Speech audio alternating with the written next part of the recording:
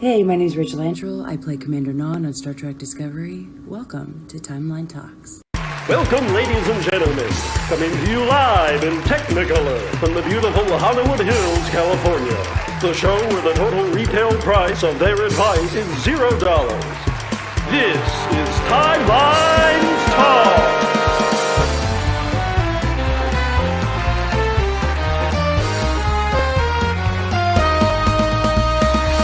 Featuring guest stars. The fact of the matter is, oh my, it's stars and garters. Also featuring, more like Command Dips suck, look out, it's Automaton 2000. And now, there's no way he gets this intro right. Here's your host, Captain Idol.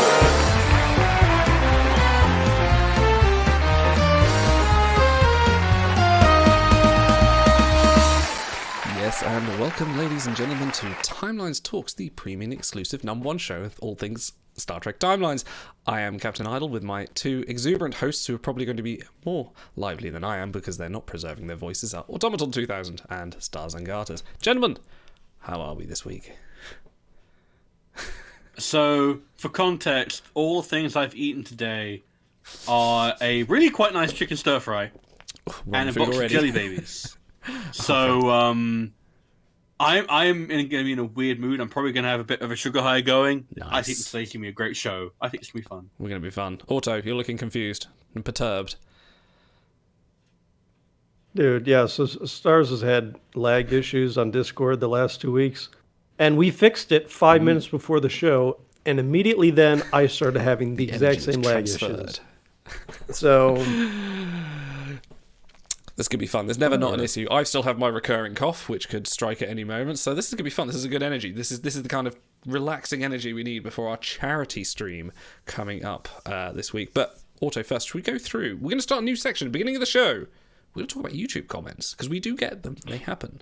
I tell you what, plug the charity stuff Right, first, okay. because that's important. Primo importanto. Indeed. So, charity stream is happening April the 3rd. This Sunday, we are supporting Mind. We are supporting Mind, the mental health charity. Very good cause, something that both me and Auto, and I suppose Stars to some extent, can speak quite sort of at length at. We've got quite a lot going on. Stars is the only sane one here, so we really need to help more than he does. Definitely. He's the one that he's the glue that keeps us together. He's our what is it? He's our support host. Sorry. I'm the host body keeping the symbiont alive, is that Absolutely, you are the trill to my host here. Yes, we've got a lot of fun activities happening, and we'll be starting from 5 o'clock British time, which is about midday Eastern. I'll bring up the schedule in just a tick. We've got a lot of things going on. We've got Trek Challenge. We're going to be quizzing some guests coming on. We've got WRG coming on for an interview. We've got Noah AK, the very same guy that played Rin on season 3 of Star Trek Discovery. He's coming on to do an interview. We're very excited about that. We've got giveaways happening. We've got some Star Trek Online codes to give away. We've got a load of games to give away. There'll be things running out through. We've got donation goals. We're going to be doing some stupid stuff for you because that's what we do. We love to humiliate ourselves for you to open your wallets and give some things, give some money. But yes, it's going to be a great time this Sunday. It's going to be absolutely fun. We're really looking forward to it. Sunday. We have checked as well because we're using a different charity provider. If anyone asking about what you can use to pay, they take both credit cards and PayPal. So last year, I believe there were a lot of complaints because we could only use PayPal, so it's hindering a lot of people. This year, there's a lot more open, so there's a lot more options for you to donate. And if you can't donate, if you don't have the money to be able to do that, please just turn up. Just come and have a chat, or come just give us a promotion, give us a shout out to someone. Just turn up, or you just give a pound, a dollar, a cent, whatever, anything little or small, or just show your participation. You know, no obligation. Or share a link to someone and go, hey, exactly. I can't give anything, but if you want to join in, do that as well. Come and see us. It's going to be a great time. I've been telling Idle we need to promote this, and we never have, so I'm just going to do it now. If you donate in the first hour of the stream and put in the little comment that you can ask any question to Noah, AK, our prize guest. He's coming on in hour 2. So if you donate early on, you're there at the start of the stream, just put in the comments one of your questions for him, keep it clean, and we'll ask that when he's live on stream. Yeah, it's going to be fun. He's very keen. Knows a great chap. We've been speaking to him lately about a lot of things. He helped us get the Star Trek Online codes. So yeah, he's going to have a lot of fun with this. Down below, if you're listening to podcasts, I do apologise. You can find these on our Discord and on my Twitter, on the Twitter as well. Is the 2022 charity stream schedule? Sorry. My Twitter, he says. My Twitter, sorry, my Twitter. The one who runs it. Our Twitter comrades. Our Twitter comrades.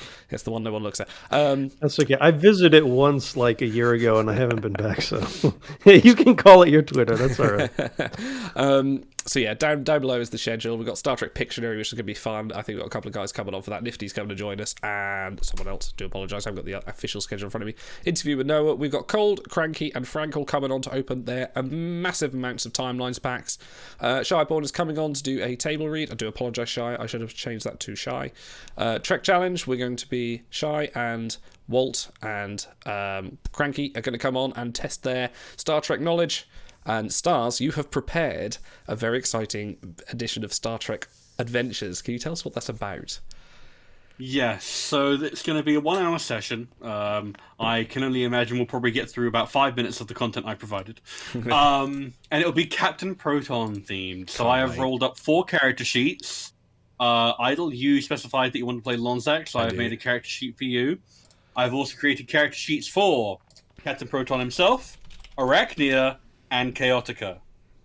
So you get to get whoever wants to come along. I will roll up more sheets. There's still Constance Goodhart. There's good old Buster Kincaid. I can roll up more sheets if anyone wants to participate. But so far, these are our 4 heroes, and we will be seeing how we get on. And I'm sure it'll be a delight. Nice. Apologies, Cranky, you're not on. It's cold. I do apologise. I've got so many different people coming on at different times. We'll get there. We've also got WRG kind of come on with Joe and Fury, and Ben are all going to join us for another little chat and a little sort of behind the scenes look at how their production goes. Then we're going to place, Frank's going to open his pack. Then we're going to play some What the Dub Trek, which is always a hit. And then we'll play games till the end because it'll be like 1 o'clock in the morning for myself and everyone else. And then we're going to keep the donations open. The donations will start when the show starts. We'll bring out a link for that. But it'll keep going throughout the week. We're not just going to shut it off. So if you can't make the show but still want to donate, there will still be 3 or 4 days. I think we'll close it on the Thursday after. Plenty of time to sort of donate even if you can't make the show. So yeah, we're really looking forward to this, I think. Okay. One of the things on the stream is Scribble, aka Pictionary, and we'll do that. We'll play. I have curated a special list of Star Trek and Star Trek Timelines related words. And since Joe, the art guy, is on with WRG, I feel like he's going to be the ringer. I told them they have to memorize all their iconography for stuff like dilithium and honor and command and star and stuff like that. So we'll see how quickly we can guess that. If you haven't seen that, I think Plot we played twist, that. it's all the pole stars for Brat. If you haven't seen it, I think we played it on the Chilled Out stream a few weeks back, didn't we? I forget which one that was now. We played it a couple times. Yeah, it's a lot of fun. A lot of fun. Before we continue, go on. Genos asked a question, what shirt am I wearing? I am wearing a Geordie shirt that says, I got 99 problems, but a warp breach ain't one. Nice. It's one of my favourites. Quality Very shirt. comfortable.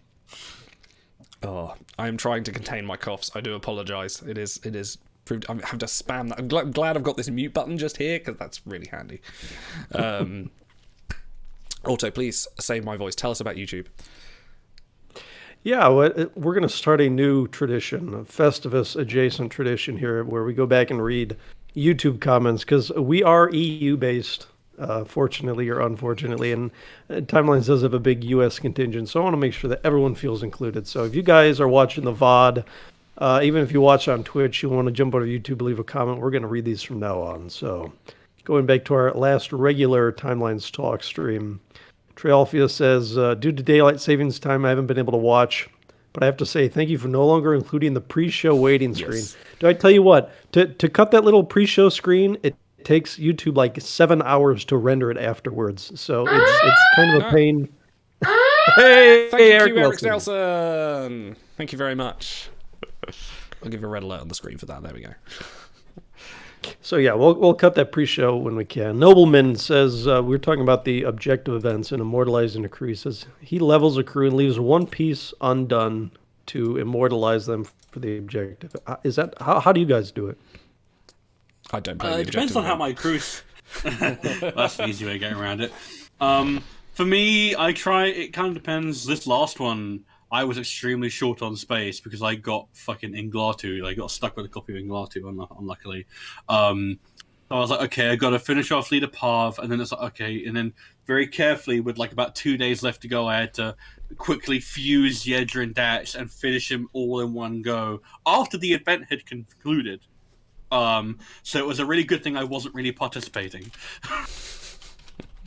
So that's my usual way. It's just the most hack-sack way possible. Don't put any thought into it. Just do it badly. Do it badly. Don't do it at all. Oh. Says the objective event I finished. This was the you had a the veteran, the elderly. We had a lag spike. Well, whatever. If it gets bad, let me know. I'll try to restart my router. Droid8472 says that tough objective event I finished, but I had to spend a dill. Well, you're not the only one that couldn't quite do it, so don't feel bad about that. Yeah, we'll get there. And from the Q&A last week, Joseph says, "OMG, I found someone who plays this game. I was so lonely." And then right after that, he says, "I used real money on this game finally while watching this." So it's like a tale of two cities. Oh my god! It was the what best have we done? times. What have we enabled? Oh no! Yeah. I'm so sorry. You found And us. then he left at Ben for calling us elder players. So there you go. I think I just messaged him after saying, "You're not alone. Come join the Discord." Yeah, so if you guys are catching up on VODs, feel free to go to YouTube, leave us a comment, and we'll catch up with you next week. Yeah, we'll make it. We'll try and cover all of you, or come to our Twitter, or the podcast. The podcast is one I can't really get feedback on. That's a funny one, but there we are. It's out there. If you like driving and like listening, that's there as well.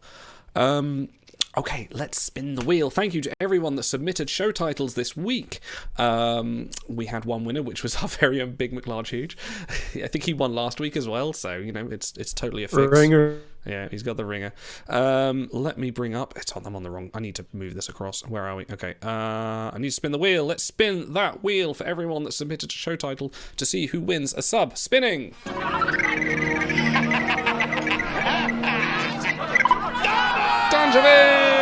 Danjavin, congratulations. You have won the sub this week. We will reimburse you in due time. Let us know your Twitch username because they are quite specific. But thank you very much for that. Auto has just ducked out to go and reroute his auxiliary power matrix.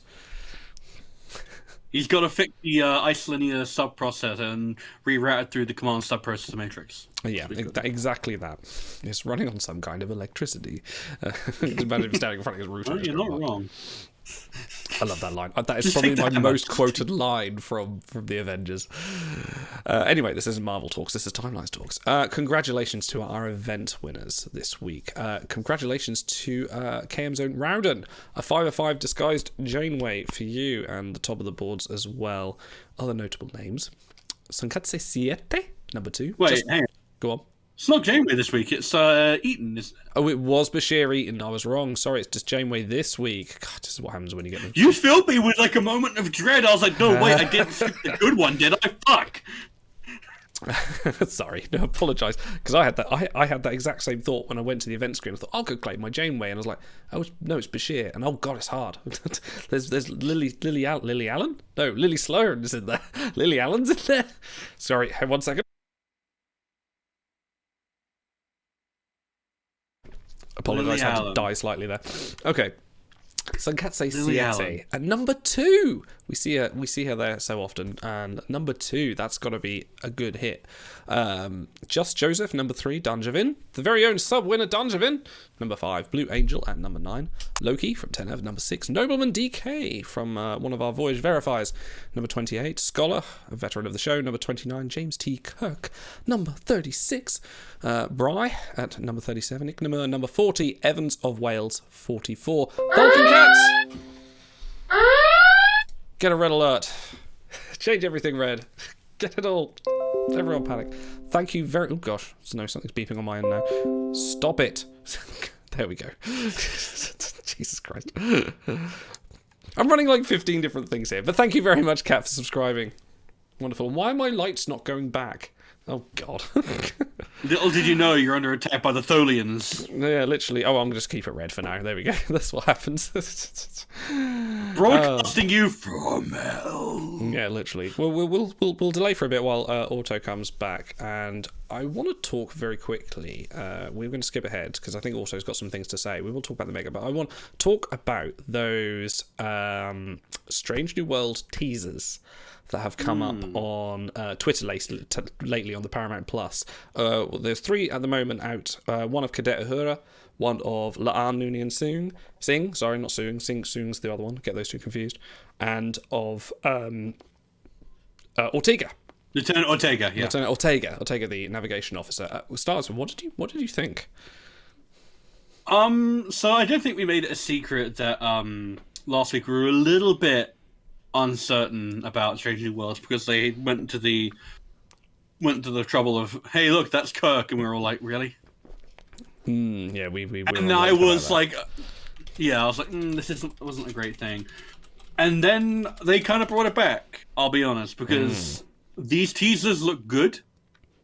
There's small things. Small things are different from how they look in Discovery and the short treks, and it feels like they've taken little subtle things, mostly like changes in lighting, little changes in set dressing and details.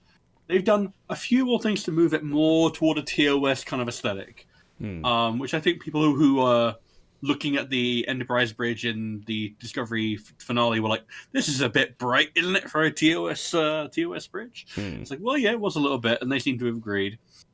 In terms of character details, I like that Uhura. I feel like she was always a communications and linguistics and translation officer, but here it's getting a bit more focus because she's getting to do a bit more of what Hoshi got to do in Enterprise, but hopefully better. Yeah, I noticed that. When she talked about the different languages, I thought, oh, we're going for Hoshi. Oh, Auto is back, but he is frozen in time by the time. Mannheim effect. Yeah, I was just about to say the Mannheim effect. Yeah, beat me to it by that much. It was the last technique of Addicted Man. There it is. Yeah, I think the one thing, the character I am most curious about, and this got me slightly relieved as well, was La'an Noonien Singh, because they showed her character as the chief of security. I don't know if that had actually been named, whether she was the chief of security or not. But yeah, she's been named as that. And they had a few very humanizing moments on there. I think my favorite part was when they got that scanner and she's looking at that scanner going round and round. It's almost like a goofy moment, and I quite like that. So I'm very interested. Well, she's wearing some kind of flower crown as well, which I thought was a nice. That implies to me like a pre-contact thing or some kind of. Maybe. Sorry, undercover moment, which is cool. Was my internet down for 2 hours, or did we skip a show note order? We thought you'd want some insight onto the Mega, so we skipped ahead a little bit, and yeah. Well, lucky for you, I also have insight about Strange New Worlds. Well, there we go. Since we're there, the crackling interplay between me, who always poo-poos things, and you guys who love it. So interesting. No, I will have to say, and this is not. Believe it or not, this is not a dig at Discovery, but when I watched those videos, my first thought was, oh, well, this is kind of like Discovery. And a big part of it is you have Ethan, I almost said Gregory Peck, Ethan Peck and not Scott Bakula. Hello, Brain. You have Pike and Spock in those. And so, right, since they were already in Discovery and a lot of it is filmed similarly, you know, my first thought is, oh, this is kind of like Discovery. So I want to see it differentiate itself, not just because I don't like Discovery, but because it's good to have options. So we'll see if it does that. But I do like the little character bits and the exploration of it's sort of announcing right out the door that, okay, this is going to be an ensemble thing. We're not going to just focus on two people. So, which is reassuring, because I think my one thought was, yeah, they announced all these crew. They said, "Oh, right, we've got La'an, we've got Ortega, and all this." And I thought, well, hang on, I hope these aren't just going to be the new OO and Detmer, where they're just on the bridge exchanging looks, and occasionally they'll throw them a bone and give them a line once or twice an episode, you know. But it does seem like they actually are giving a bit more thought to the characters that are filling those roles, considering they are senior positions on the Enterprise. It's quite nice that they do. Also, more ship porn.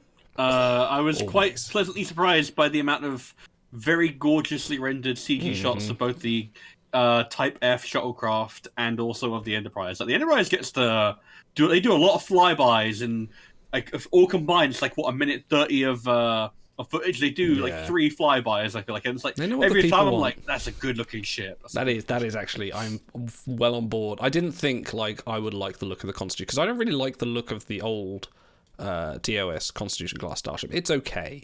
It's not my favorite class. It is what it is. It's a product of its time. But I actually really kind of like. I always like the Reef Enterprise, but this might be edging that out of the running. We'll see. My thought was, because there was a shot, and close your ears if people who don't want spoilers, but this does come from the preview trailers, but there was a shot of a Constitution class starship crashed on an ice planet. Yeah, which is just like, did the Enterprise crash? That ship has taken a severe beating, because at the end of Disco Season 2, it's pretty much half its saucer section removed. So, I also have another thought, which is, so it's a bit of a running gag in TNG that every time they run into a Galaxy class, it fucking blows up. Every time. And the Enterprise D itself gets blown up multiple times. And it's kind of just as bad in TOS with other Constitution class starships. So I'm thinking of the Ultimate Computer. I'm thinking, the Lexington, all the crew get murdered. Yeah, they're not shy on that, are they? There's the one that gets everyone killed in the Omega Glory. I can't remember which one it is. Maybe the Intrepid? No, the Intrepid is the Vulcan ones who also all get killed by the giant space amoeba. There's obviously the Defiant, which goes missing in the Tholian web. There's frickin'... What's the other one? Decker's ship. The Constellation? No. The Constellation. Is it the Constellation? Like 5... Yeah, I think it is. That's like 6 different Constitution classes. Just all the crew dead in various different ways. It's like, I think it's just a case of these ships are cursed. They have it... Like, the Constitution class is just a fucking death trap. That's probably why they retired it quite early. They looked at the Excelsior and thought, no, that's a better ship. Honestly, with how bad we see the Constitutions get it, I mean. Also, when did you realise you were just so good at mashing names up? Pull up in chat, folks, by the way. I know you thought we'd get beyond this, but we're not. If Scott Bakula and Ethan Peck had a love child, would they be named Spock Pecula or Ethot Bacupec? And think hard before you answer. You only get one chance to answer this. Spock Pecula. Among the dumber polls ever done on this show. That sounds like something like a retired comedian would come onto a show, and that would be his one chance to do again. It's like, that's Spock Pecula. Can't even say it. That's Spock Pecula. As in spectacular. Yeah, retired comedian is about right for this show. Yeah. There we are. Okay. Shall we talk all things Mega? Since you're here, Auto, in the flesh, and streaming wonderfully, please give us the lowdown on the new Mega news, which dropped earlier today. Announcing our April Mega Arc Blasted to the Pasted. I'm going to pretend that's what they called it. So this is going to be as you would have guessed, a Displaced Mega. So that trait gives a bonus. And the new crew listed, which we figure we're onto them. We figured this out last time that the order they list these crew in the announcement has generally been the order they release it in. So Disguised Janeway, Hippie Kira, Carpenter Street Archer, 2024 Raffi, Wonderland Taylor, who we had to look that one up. I think 3 of us in concert said, who the bleep is that? Carpenter Street to Paul, Disguised Tom Paris, Hippie O'Brien, and the recurring 2024 Picard. Can I just give a quick shout out to Fragrance Free Vaseline? This is the closest you will get to one of the whales coming back in another card. It's going to be Gillian Taylor is Wonderland Taylor. So there you go. I think you were asking for it. There's a whale focused moment. Let me finish this real quick. The order of events: Galaxy. I'm not done talking. Galaxy, Skirmish, Faction, Galaxy Hybrid, and then a full faction. So there's your order of Omega. Yeah. And I'll tell you another thing before Stars jumps in. No, I'm sorry. No, that's fine. I'm gonna get paid back so hard for this. Oh. There we go. So, I feel like the ordering of the crew exactly in release is incredibly on par for a company that when Ben came on the show, his first cipher got broken in 3 seconds, and the second one was he Googled cipher and picked the first result, I'm like... Well, no, the first one was the Morse code, wasn't it? There's the second one that got broken literally in stream by Commander Sinclair, literally like 5 seconds after he posted it. Went, oh yeah, he just moved every letter off to the left. Yeah. I also have to say, my disappointment is immeasurable, and my day is ruined because it's called Disguised Paris, not Howdy Doody Paris, and I am so sorry. Oh, do you think it's going to be from? Is that going to be the sort of same as one as Janeway? Okay, well, so I mean, that's very consistent across all of them. Was another point we went through time and was disguised? Was there another one? Luau Paris did get in his flavor text the big Daddy-O Surf Special shirt. So they could redeem themselves by saying blah blah blah Paris in a howdy doody kind of way. What's Ray so Robinson's... if they do that for the flavor text, what's then Ray Robinson's flavor text? Who cares? I don't think she has flavor text. Oh, I'll look it up. What about for podcast listeners, if Scott Bakula and Ethan Peck had a love child, 76% think they'd be named Scott Pecula. 24% say Ethot Bakupek. God, that was so the new Ethon Bakupek will deliver terrible lines and crash your ship in 5 minutes or less. All right, Rain Robinson has no flavor text, and her arena ability is anyone up there? ? Oh, okay. Lame. It's got to be, because all of the other Futures End crew are called Disguised. You've got Disguised Janeway, who is obviously from Futures End. You've got Disguised Chakotay and Disguised Tuvok, and they are all from Futures End. So it's pretty consistent across them. It's not their usual hack job, so... So to pick up that thread, Wonderland Taylor is Jillian Taylor, who, when she gets beamed aboard the landed bird of prey in the voyage home, Kirk says some snarky remark or some cheeky remark about Welcome to Wonderland. Yeah, so they're presumably going to give a non-time traveling variant the Displaced trait, but Dr. Jillian Taylor, who went to the future and can't get back, doesn't have the Displaced trait. So we're going to be doing a lot of this in the future, but... Jillian Taylor, I looked at her traits today because who does look at that? You freeze her and forget. She has 4 of them. One is human, obviously. Federation Starfleet, what? And then physician, which is tenable at best because she's not that kind of doctor. Someone probably just saw a doctor in a name and went, oh, you can. We need a doctor here. I'm a doctor, but not in medicine. So what happened with that is she had the trait cetacean biologist. And when they did the trait audit, they realized only one crew has and will ever have this trait. So they removed it, and she's been a physician ever since. Do you feel like exobiology would have been a better fit? Yes. Well, but is it exo? Maybe. It's not human. That's, I guess. Yeah, so you have that romantic, because she flirts with Kirk throughout the episode. Civilian, which she is a civilian, so it's but that's their normal trait job. So yeah, Federation I'll allow because she is now part of the Federation when she goes into the future, and Earth is a Federation planet. But it's also a case of with Starfleet, she signed on to a Starfleet ship. It's fine. She's not actually Lieutenant Taylor, is she? I don't think they mention the ship. It just says science vessel in the script. Yeah, so Wessel. No, possibly Whistle. All right.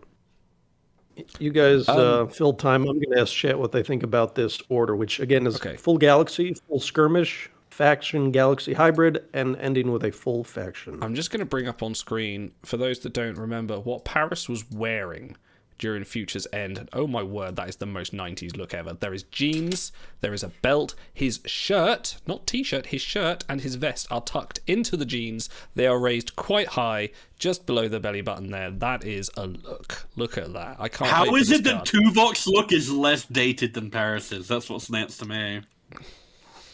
Like I'm sure that I could walk down the street in America, and especially in what we're in the San Francisco, LA, Francisco, yeah.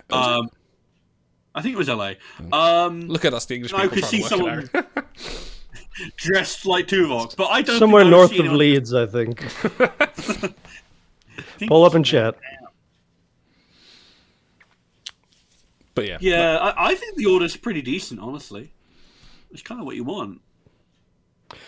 I like faction at the end. Yes. Because you get to use your full roster. You get to use all the crew that you acquired during the month. So even for new, lots of because I've re-rolled a lot of accounts. Lots of times, if you enter a mega in a faction, you don't have anyone or if you do, they're not fully fused. So being able to get 1 or 2 purples along the way helps out a tremendous amount. Yeah, Absolutely. Evans of Wales points out a great order to pick up crew, equip them, and then use them. Yeah, it's true. Because it means that you have any lame displaced crew that you haven't bothered to level up, you can just go through the skirmish, get them leveled up, and you don't have to waste. Well, you don't waste. I think the last 3 megas have all ended on a skirmish. It's become a bit of a ritual, really. Like the flashback has always been a skirmish, and everyone goes, "Yay, there's a star I can get in a quite an easy event," you know. But actually having a faction, you're going to have to roll for that flashback crew. You might have to spend some time if you haven't already in the faction galaxy. Pick your battles, my friend. I will say shield mode activated, but if you guys in chat are going to be regular Uber campaign buyers moving forward, that's 3 purple sites, if you include the one from the free track, each month. So as long as you have any event in that month with some kind of galaxy component, you can pretty much fully fuse every purple that they give you 3 events month to month, which that really helps with crew slots. Even the bad ones? Even the bad ones. I was hoping you were going to say especially the bad ones. Come on, where's your Garrick line? All right. Well, I'm more of a tosser, you know that. Those old scientists, something ER. All right. Let's look at. Let's get Paris off the screen. Let's talk about the Mega. Hang on. Oh, go on. On the Mega. Pretty tight theme, actually. Seems in terms like of crew. Yes. Like, is there a single crew in that lineup that we would think is not displaced? Well, we will get. Yeah, there's actually a few, but. Shut up. You said chill mode, dipshit. Okay, tell you what. Go through the list. Let's do this now before we get on to Picard. Let's go through the list and tell me who you think should not be displaced and who should be. Well, the 2024 crew, I haven't seen Picard, but I get the impression they should be displaced. They I are don't think they have displaced, control. Well, hold on a sec, because we're going to speak. You don't turn off your radars. We're going to speak in generalities about the 2024 crew, and today with Picard, we're only going to talk about the crew stats and usability. We're not going to talk about his story because I know not everyone's caught up on Picard. This is a spoiler-safe zone. Do not tune out. We will not be spoiling any of it. So Hippie, Kira, and O'Brien, that's from the Bell Rides 2-parter, and they have some convoluted thing about the, what is it, chronotons or whatever. So when they run out, they can't transport. It's chronotons lodged in the ablative armor plating, and they have a limited amount they can use to beam through time. It's very simple. Wow. But in practice, when you watch it, Kira and O'Brien... I just have to go, I've got some chronotons lodged in my armor plate. Should see a doctor about it. They make a cream for that. You have a mute button for you, but I don't have a mute button for you. I think that would be only fair. So Kira and O'Brien can beam back and forth at will. And the definition they gave us for displaced, either you move through time against your will, or you do it on purpose, but then you can't get back. Those are like the 2 definitions they gave us. And since they beam back and forth like 3 times during that episode, I don't think that either one qualifies. Do you reckon? I don't know. They are... So they should technically be temporal agents. I would go with that, actually, yes. Yeah, I think that's a better fit. That plus, as we covered, Wonderland Tilly, at the point that reference is made, she's still in 1980 whatever. So she has not traveled through time inadvertently or otherwise. So WLG misallocate traits. To be fair, we only know the Hippie Kira, and she does have the trait, and maybe the other ones won't, but we'll see. We blasted them in the past for... blasted from the past. The Cultural Figure Mega, where they released all these crew without the trait. So at least this time they're trying to give you crew you can use in the Mega. Like, I appreciate that part of it. I mean, we know a Displaced collection is coming. Ben said so on the Q&A last week. But I think some of us roughly assumed, well, the crew that are there. It looks like it's going to be a 40 tier. But I think if they add all these crew and they are all displaced, that will go up to a 60. So that's going to be gone from like this could be completable in a couple of months to, it's a biggie. And it's a tough biggie. Because it's kind of reminiscent of the Tribble Mega, where it's just like, well, you kind of got to get these crew to complete that collection. So it enforces... Unlike the Tribble collection, which felt more restrictive because there were only so many Tribble crew, I could see there being a lot more displaced in the future, and there was already kind of a base to start with. So for podcast listeners, do you like the order of events? 57% say yes, 43% say Scott back you pack.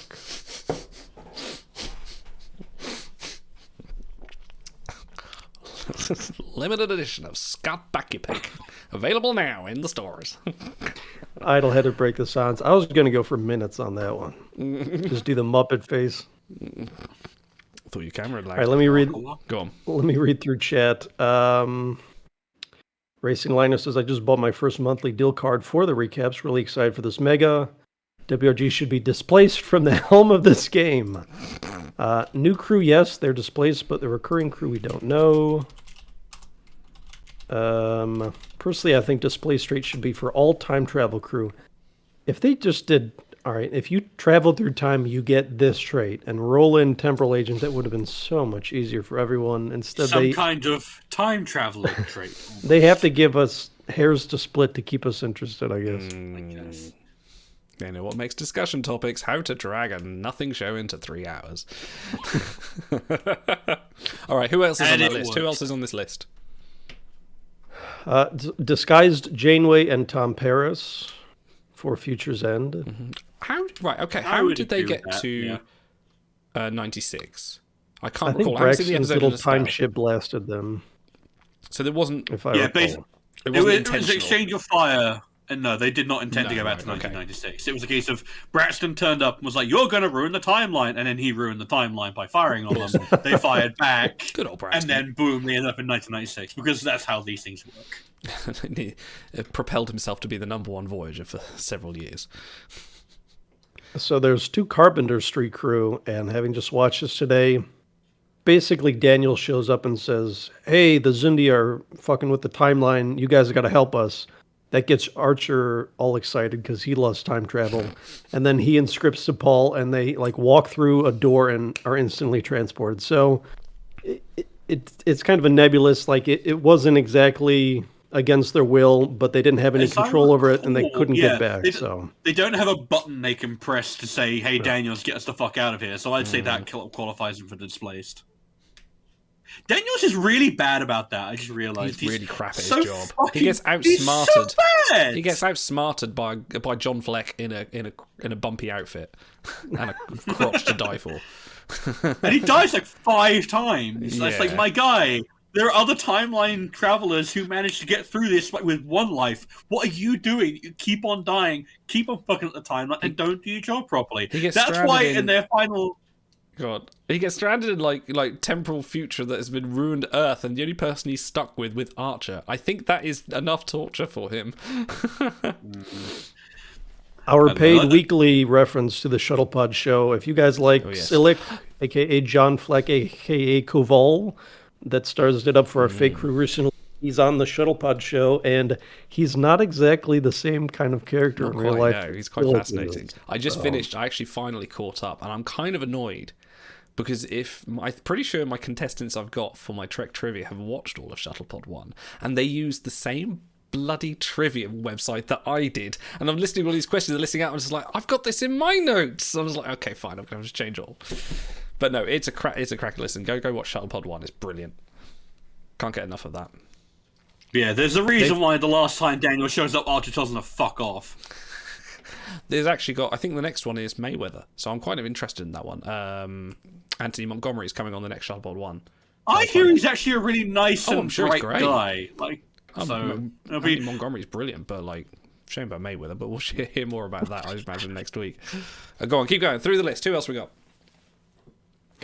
I think we covered pretty much everyone else. So yeah, the Carpenter Street crew were the last one. There's a lot of pairs in there. 2 from Carpenter Street, 2 from 2024, and because I went through, bleep me, I have nothing better to do. I went back and audited Displaced crew as best as I could, and there are only so many, believe it or not, there are only so many time travel episodes. So I think probably WRG found a master list, went through and said, all right, who can we pick from this episode, this one, and this one? So. I was going to say, if Picard hadn't done it, I'm sure we would have had one from Discovery at some point. I'm thinking about technically the time loop episode counts. Kind of. Would time loop be Displaced? What about Party Tilly and the Celebration Tyler? Because they are being displaced several times. No, they don't remember the previous timeline, so I wouldn't count it. But time loop Mud does. The Stamets does. He's the only one I'd allow. Yeah, if we had a version of Stamets from that episode, I'd allow it. Okay. Okay. I actually, the one crew which would be hilarious if they added it is Fencing Picard, because he feels the time waves from the Mannheim thing.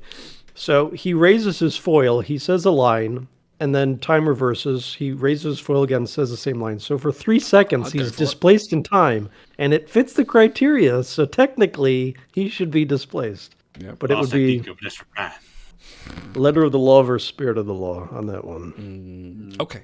Speaking of Picards. Good segue. Literally. Jinx, you can't talk for the rest of the show. Actually, no, please do, because my throat hurts.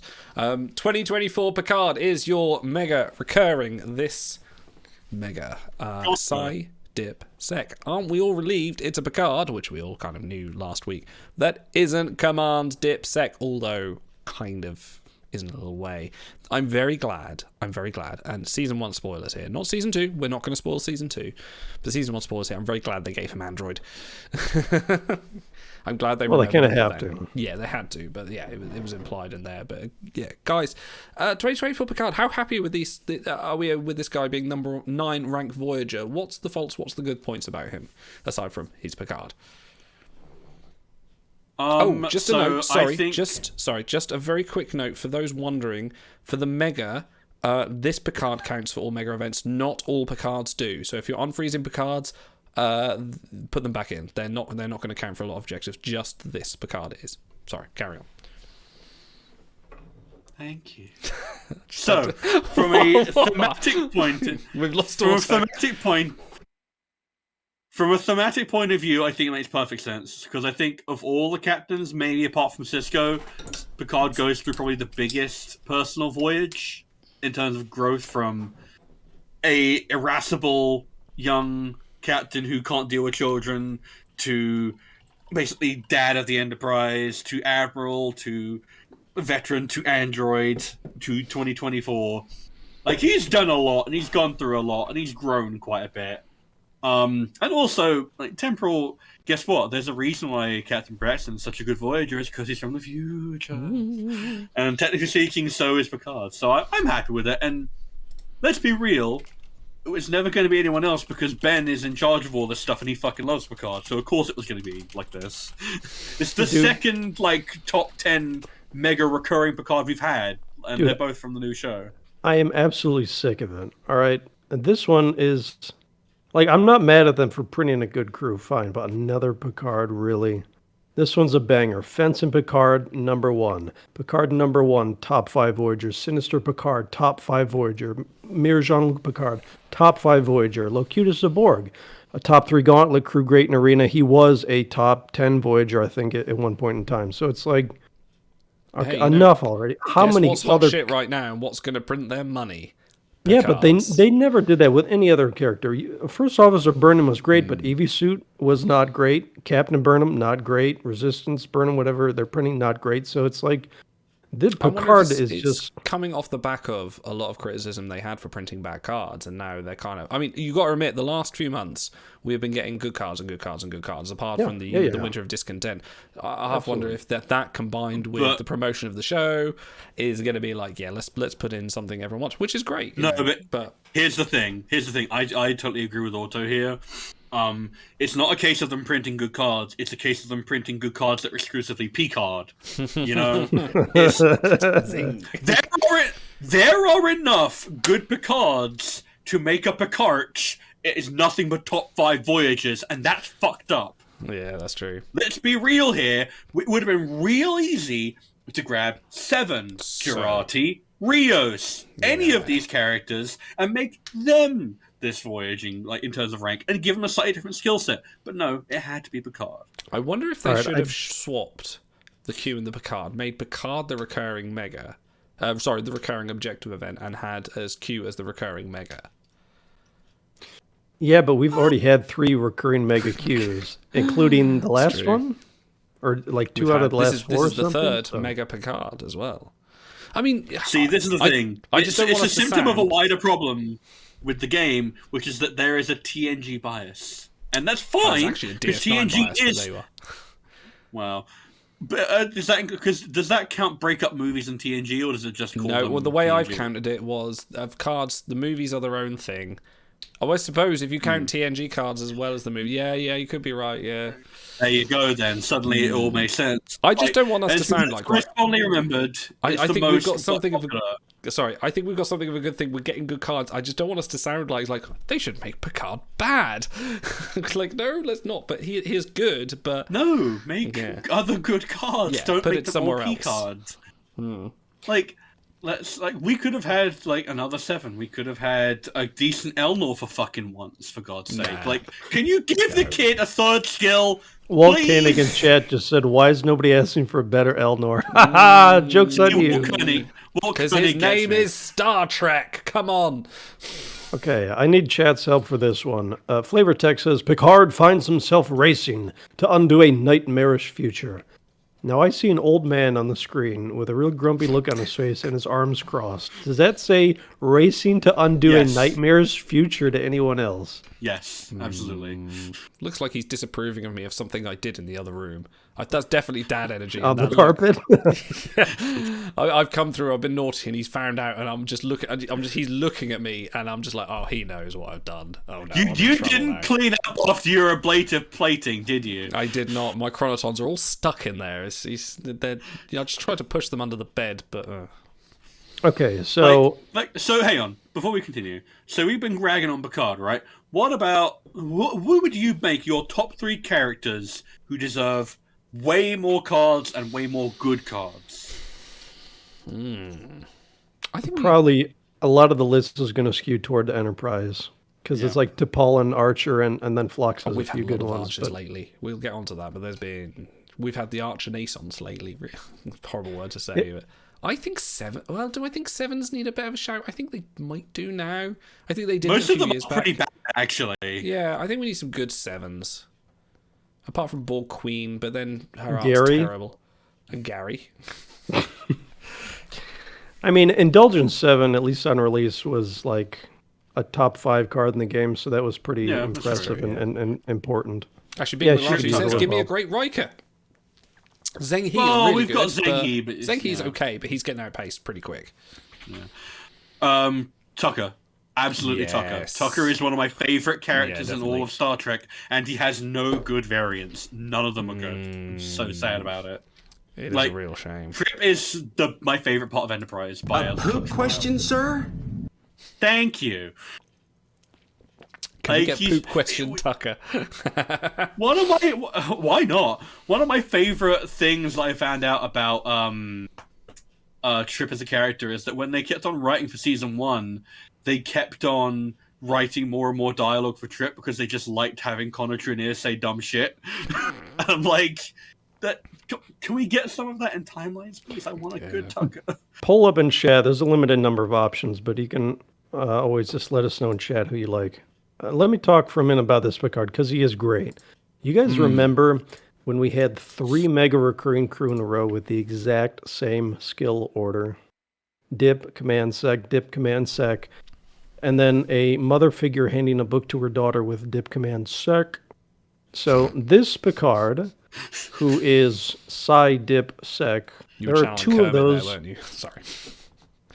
There are 2 of those in the top 300 Voyagers. It's 2024 Picard and Polaric Janeway. And like for that skill order specifically, that's it. So it's a great skill order. He has 6 different antimatter traits. He's got number 6 raw power. So it's like this guy, I mean, from everyone, from veterans to new players, you get him, you're going to use him for a minimum 4 years on voyages. Like, even if you have a great roster, he's going to hit that veteran seat or an aspiring seat sometime down the line, you know? So this is an instant day 1 citation, not to mention all the different events he's going to get. He has a handful of traits, so he's going to get megas. Picard gets enough events, and he's going to debut with 4 collections. So this is the best mega crew since when? Help me out. How long ago was Picard number 1? A little while. Barry Waddle, right? Barry Waddle. Luau Q was top 20 at the time. Barry doesn't quite have the event cushion that Picard does because he's not main cast, but he was a great Voyager. Still is. Especially Elias. Thank you very much for subscribing. Thank you, Garrick. I love you. And he answered the How often question do I say that very to well. viewers? There you go. Oh God. So, yeah, there's really. Sorry. You okay, everybody? Yeah, no, we're good. I'm getting errors all over the place, but we're good. We're still good. So yeah, Vulcan without Cat, there is indeed a good Scotty. Triple Herder is amazing still. He's good. he's pretty good. Yeah, Sulu, we need a good Sulu. That's a good one. Triple Sulu's okay. he was okay. Yeah. He made it onto my 12th album. Oh, did it? Voyagers for me. Hashtag. I would have liked actually if there was going to be one Sulu, and it's a shame because he's already like the worst garbage imaginable. But fencing Sulu, if they would ever have released Richelieu Sulu or something, that would have been. They really could have made him a great cover. Frozen Sulu from that time where Kirk left him on the planet. Away Team We Sulu. mocked him yeah. up. Yeah, we mocked him up for that. I could see an Admiral Sulu, like a Timelines Originals. That'd be cool. Hey, we can, yeah. That's fine. All right. So is there anything else about non-spoiler about 2024 Picard you guys want to cover? So I know you ragged on the pose. That's not very dynamic for the flavor text, but it is good art. Though. It's probably like a very intense trace of a reference photo or a promotional picture, but No, that's still by pretty hand, bro. good. That's by hand. What they do is they find the exact scene and then they pause it on their VCR. And they look in and they squint real close and then they close their eyes so their mimetic memory can capture that image. And then they go over to the piece of paper and they sketch it out real good. And that's why I think they've produced such great art recently, is because VCR quality has taken leaps and bounds in recent years. So It's good when you got that plasma screen with the proper cathodes in the back that can give you the proper like interlaced format. Yeah. Well, little did you know, VCR stands for very crazy resolution. did not know Very that. nice. All right. Moving on. Shall we talk about yet another confused looking Archer? Because that's all they seem to be able to draw is Archer just in various states of bewildered, or just looking really happy with his dog. To be fair, that's generally how Bakula plays the character. He's either angry or confused. He's Yeah, like we need a my good angry grandpa. Archer. Oh no, we do. We have a Shan Archer. Yeah, we never have just enjoying life. Shans Archer. are actually. Yeah. Carpenter Street. Camping Archer. Oh, I suppose. Yeah. Camping Archer. Okay. For podcast listeners, who needs a great variant the most? Tucker and Seven tied at the top of the list, followed by Chakotay, Reed, and other, who I'm not going to I saw a scroll lot up of and people find. voting for Data, actually. A lot of people voting for Data. Because he's got a lot of shitty variants. Yeah, but only because he had like 15 back in 2016. So like True. he's had his time in the sun. He does, but he does Yeah. he needs a Kraken variant. Something good. Nemesis Sacrifice is he's not only good, Pretty he's good. really unique in arena too with that huge boom. So Anyway, Carpenter So- Street Archer, Sec Command Engineering, Voyage Rank 112, not horrible, not great, but a ton of traits that are costumed and displaced, obviously resourceful, so there's collections abound there. Archer and How T'Pol like end up you- in 2004 Detroit and must stop these Zindi reptilians. It's very generic flavor text. Doesn't have a lot of flavor to it. Sec Command Eng is an interesting skill order. I don't know, one you don't see often. No, it's nice to have. I'm thinking what Raffle Kirk is probably the probably pips him or is close to him now. Don't make me bring up a spreadsheet.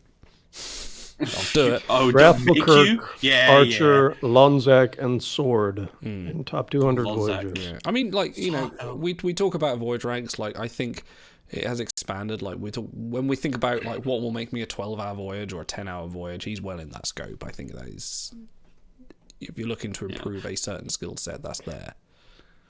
I do enjoy that, like, all of the different captains have potential for a different skill set. Like, you'll always get a Janeway or a Picard with some Psi. You'll always get a bit of Eng on Archer. Usually get a bit of Med or an Eng on Cisco. Like, I like that they all have their things that they kind of align with, so that they are differentiated in that way. What do you guys think about Carpenter Street, the episode? Because it's very weird. Well, hold on. We're going to get to that in a second. But let me beg him. Say, we do always set voyages first. This is not really a voyage crew. You can use them there probably for a couple of years, maybe, unless you have a totally complete roster. But he has the number 2 sec base. And that didn't used to count for a lot because I think I mentioned a few weeks ago, Janeway had 9 events before Archer got his first one. But they've been really good with that. He's had 2 events in every year since 2018. He's had a few megas in that time. And like you said, he's really tradey, even though they missed another 8 trades by my count, because I went back and watched it today. He does everything. Like he steals cash from an ATM. He beats a guy up during an interrogation.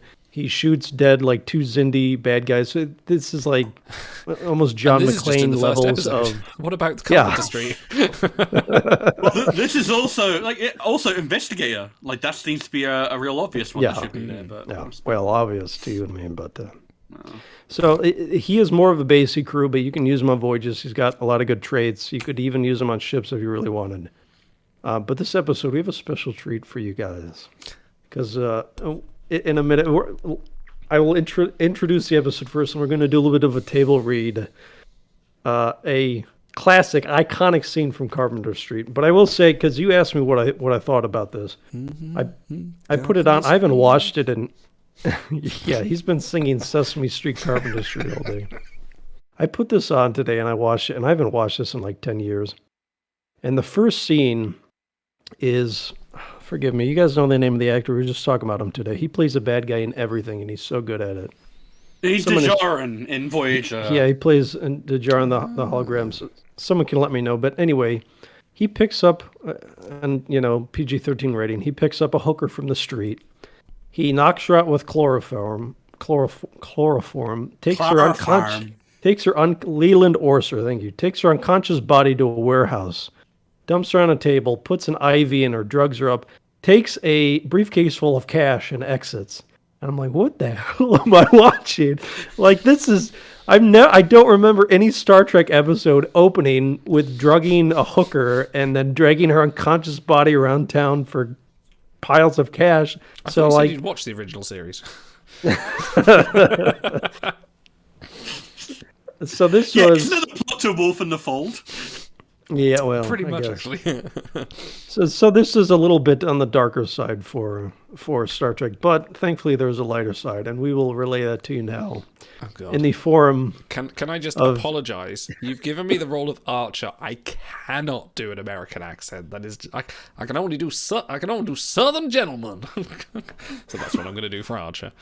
Can you even do that? I can't even do that. No. So yeah, cringe time. No. So we have do this whole show. So we have Idle as Captain Archer, with Stars and Garters as Carpenter Street to Paul, and I'll be playing the role of Loomis, the bad guy played by Leland Orser, and the clown's mouth at a burger drive-thru.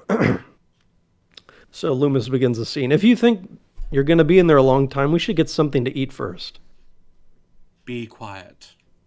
Come on, I'm not talking about anything fancy. A burger, a taco? There's a drive-thru less than a mile from here. Cops have to eat, don't they? What's the matter with you two? I'll pay. I told you to be quiet. Well, what side of the street is it on? They pull up to a burger shop drive-thru. Welcome to Burgerland. How may I serve you, sir? I'll have the double super beef, no lettuce. One double super beef without lettuce, please. You can make that a triple for only 40 cents extra. Do it. A double will be fine. Would you like to make that a combo meal? Yeah, fries and a medium root beer, please. Will there be anything else today? A hamburger. Ketchup only. You can make that a double for only 40 cents extra. No, thank you. Would you like to make that a combo? No. No combo. Will there be... God, that X. Will there be anything else today? Does the Fiesta salad contain animal products? No, but we can add 3 strips of bacon for only 75 cents more. Nothing for me, thank you. You're sure? Quiet. I would just like to take my Academy Award nomination right now. Dude, you had me slipping into a southern accent by the end of it. That's how... I'm so sorry. I cannot do American. Red alarm. Thank you, Cristiano Paradiso. Red alarm. We don't deserve your follow, but it's there. This is how we build our brand, guys. Oh, God. Oh, you already did change glasses. There we go. So in the middle of this otherwise fairly serious episode, we get them like pulling over to a burger drive-thru. And what we didn't have in the stage directions was how confused Archer looks the entire time as he's trying to figure out how to order from a drive-thru menu. Yeah, not pictured in the art is him having a burger in like his back pocket that he's ready to eat. Yeah, at one point Loomis he's eating, he's a very messy eater, and he's got his hands tied, and some like meat dribbles down from his mouth onto T'Pol's leg, and she looks down in disgust and like picks it up and throws it out the window. So it's kind of an all-over episode. It doesn't really feel like Trek, but it kind of does in parts. Well, it also doesn't feel like part of the season arc, because it's kind of a weird intersection of the temporal Cold War with the Xindi arc, and it's like, these two things don't really cross, and also, it kind of just looks like an episode of, like, Law and Order Criminal Intent, for the most part. It's weird. That's where Spock Bakula went, oh, hang on a minute, I could do procedurals. So there's a scene where they are interrogating Loomis, and they have him tied to a chair, the typical, I'm gonna beat the information out of the bad guy. So he's being uncooperative, and Archer wants to beat the information out of him. So he asks T'Pol to untie him first. So he unties him, he rubs his wrist, and then Scott wails off and whacks him in the face, and the guy goes, "Oh!" And then he has the temporal prime directive. Never he has T'Pol tie him back up, and then he goes, "Sorry, I didn't feel right punching a guy who was tied up." And so I'm like, dude, you are such a Boy Scout. Do you know how to interrogate anyone? So I almost volleyed for like the brutal trait, because this is like as brutal as Archer gets, but he still has to be like a gentleman to this guy. So I'm looking at Big's comment. We better have to craft that burger. Yeah. And if it comes an extra patty for every level. I'm ashamed, but we won't. That would be cool. What are your thoughts, guys? Tangent. My turn to tangent. What are your guys' thoughts on the Xindi arc in a whole? Because it was very controversial at the time. But, the whole Xindi arc. What are your guys' thoughts on that? So, I think it overall hangs together pretty decently. I think it is a very interesting reaction to 9/11. Which it obviously is. Yeah, without a doubt. I think it does push the characters in some very interesting direction. Because, yeah, you mentioned that Archer's very much a Boy Scout. He has to do some fucked up things in that season to get them through. Most specifically, stealing from Not Damar and taking their warp coil. Yes. As Namer in chat says, Archer gets things done. So, in my head, it's... Sorry, go on. I was going to say that, you know how they often do that thing of, oh, I did something bad and I've lost something about myself. And it doesn't always, stick. It doesn't feel like it's earned. When Archer comes back to Earth and he's talking with Hernandez on the mountaintop, and he says, I feel like I lost part of myself back in the Expanse. When you look back at what he's done, you go, yeah, actually, it feels like you did lose something. And you gained a few things as well. But it's like, it does legitimately develop his character in an interesting way, so I don't mind the arc. I do think it's a little bit too grim in places, and I feel like it doesn't have quite the focus of, say, like the DS9 long series arcs. Yeah. Do you think and there's some really weird one-offs, like North Star and Carpenter Street, which don't feel like they're part of the overall whole. Do you think they looked at the criticism of Voyager and thought, maybe we ought to do Voyager, but not in the Delta Quadrant? Because it is essentially a ship trapped out of bounds, suffering and having to... It kind of does what Voyager should have done with... Not what Voyager should have done, but more had the consequences that Voyager should have had with the emotional toll and the toll on the ship, because the Enterprise gets pretty fucking beaten up in that series. Yeah, no, I think the best episode of the entire of Season 3 is the episode, I think it's called Damage. And it's literally just...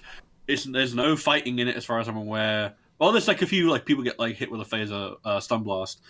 And the entire story arc is Archer dealing with having to steal the warp coil, and Tucker having to deal with writing a letter to an engineer who's died in the explosive decompression that killed 10 people. And it's just really rough. It's just 45 minutes you're stuck on the NX-01. It is bleeding and dying. It is in a really rough state. And I buy that way more than I ever bought the Voyager was in trouble. Let me read from chat. It's my favorite part of Enterprise. The Xindi arc is great. Season 3 is fantastic. I love the twist of... Whoa, spoiler alert. I love the twist of how the Xindi were essentially being gaslit into destroying Earth. Degra and a lot of the Xindi have a really good character arc over Season 3. As was spoken about on a recent show, they did a great job of having an overriding story arc with the Xindi War, but also some great bottle episodes. And now I'm going to be the dissenting voice, as I usually am. I don't typically love...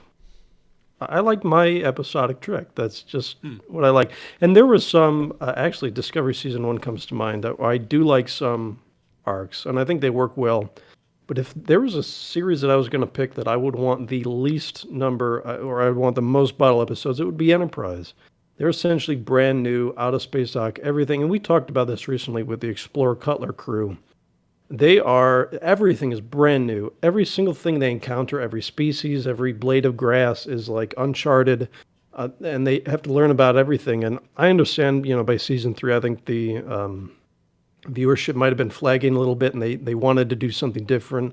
They switched the up-tempo theme, and they went from episodic to serialized. And so, I can understand it from that point of view. But I think that series in particular lends itself best to bottle episodes because everything is unexplored, everything is new, and you can still do a lot of fresh stuff without having to block out a whole season of. This is back when you still had 20 plus episodes in the season, a whole season to mostly all the same. The Xindi stuff.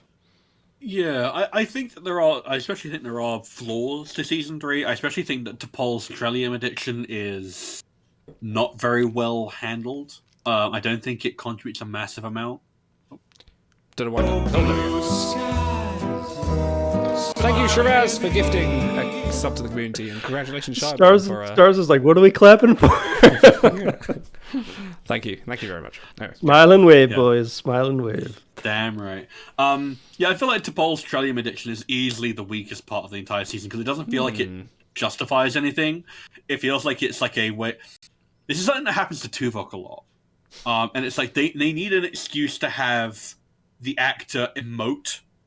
And despite them being Vulcan and act in an un-Vulcan way, happens to Tuvok all the time. Like, there's always some kind of mental affliction or some kind of biological spore or whatever that causes it.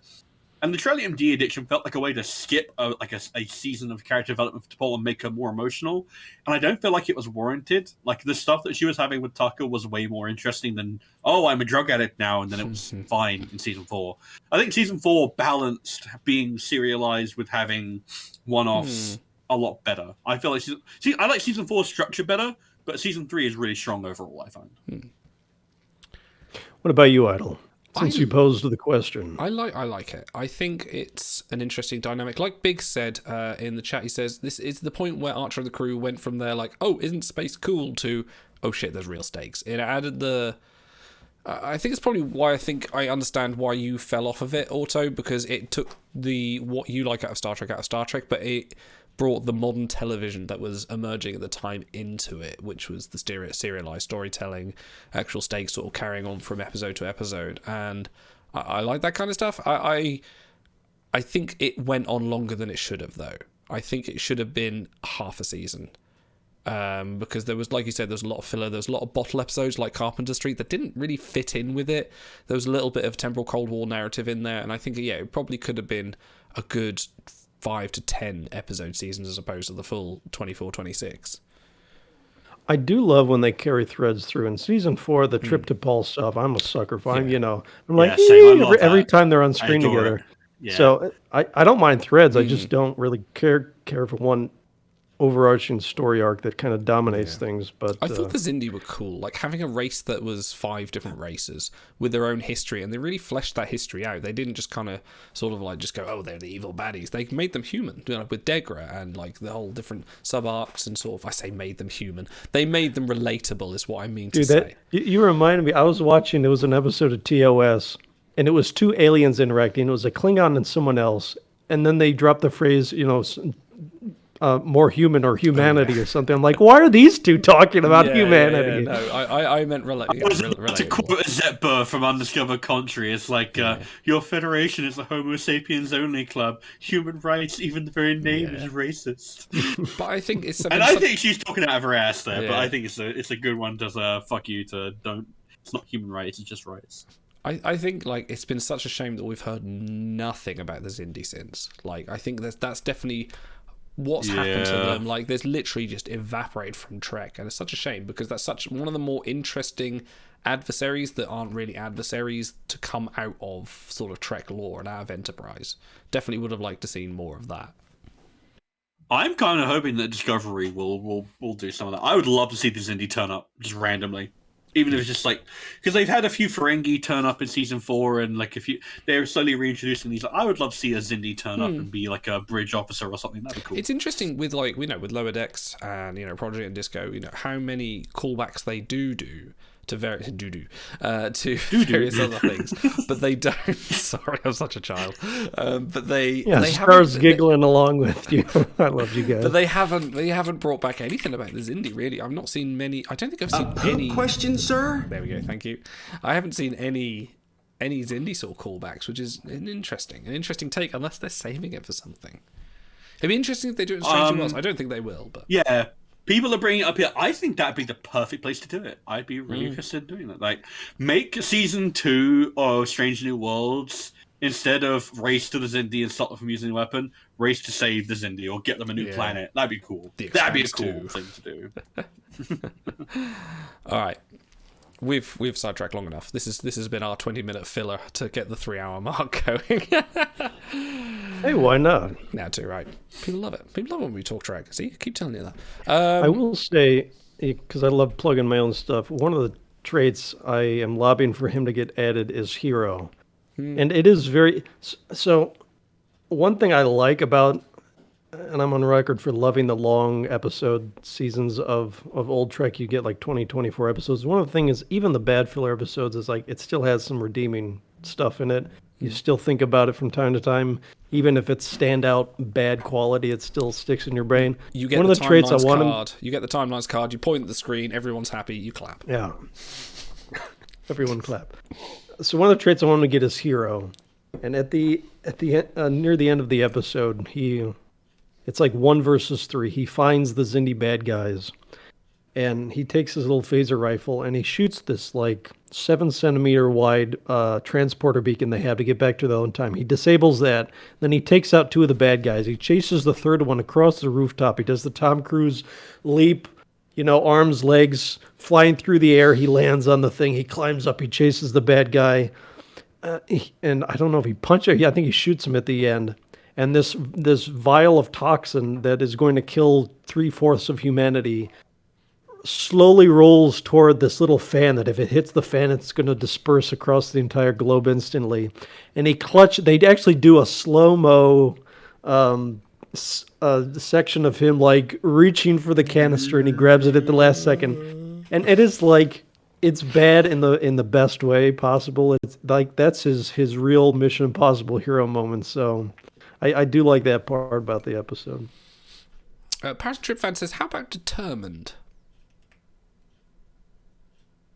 What do you mean? Trait. As in adding that as a trait? A trait, yeah. I think that would be fine. I mean, generic ones are hard because we're just gonna argue even more about it. But it's nice to give something to characters that don't have a lot of definitive traits as it is. I'm not opposed to it, but okay, they can't get traits right.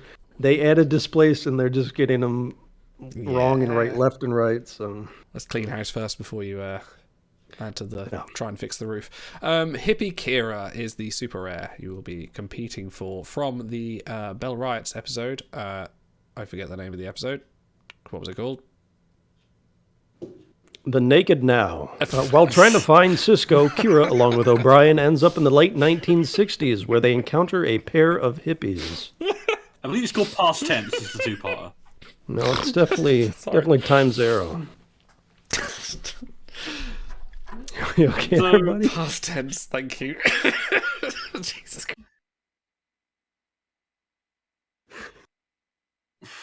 I'm just dying here, never mind me. Stars is so done with us. He's like, why do I come on this show? Yeah.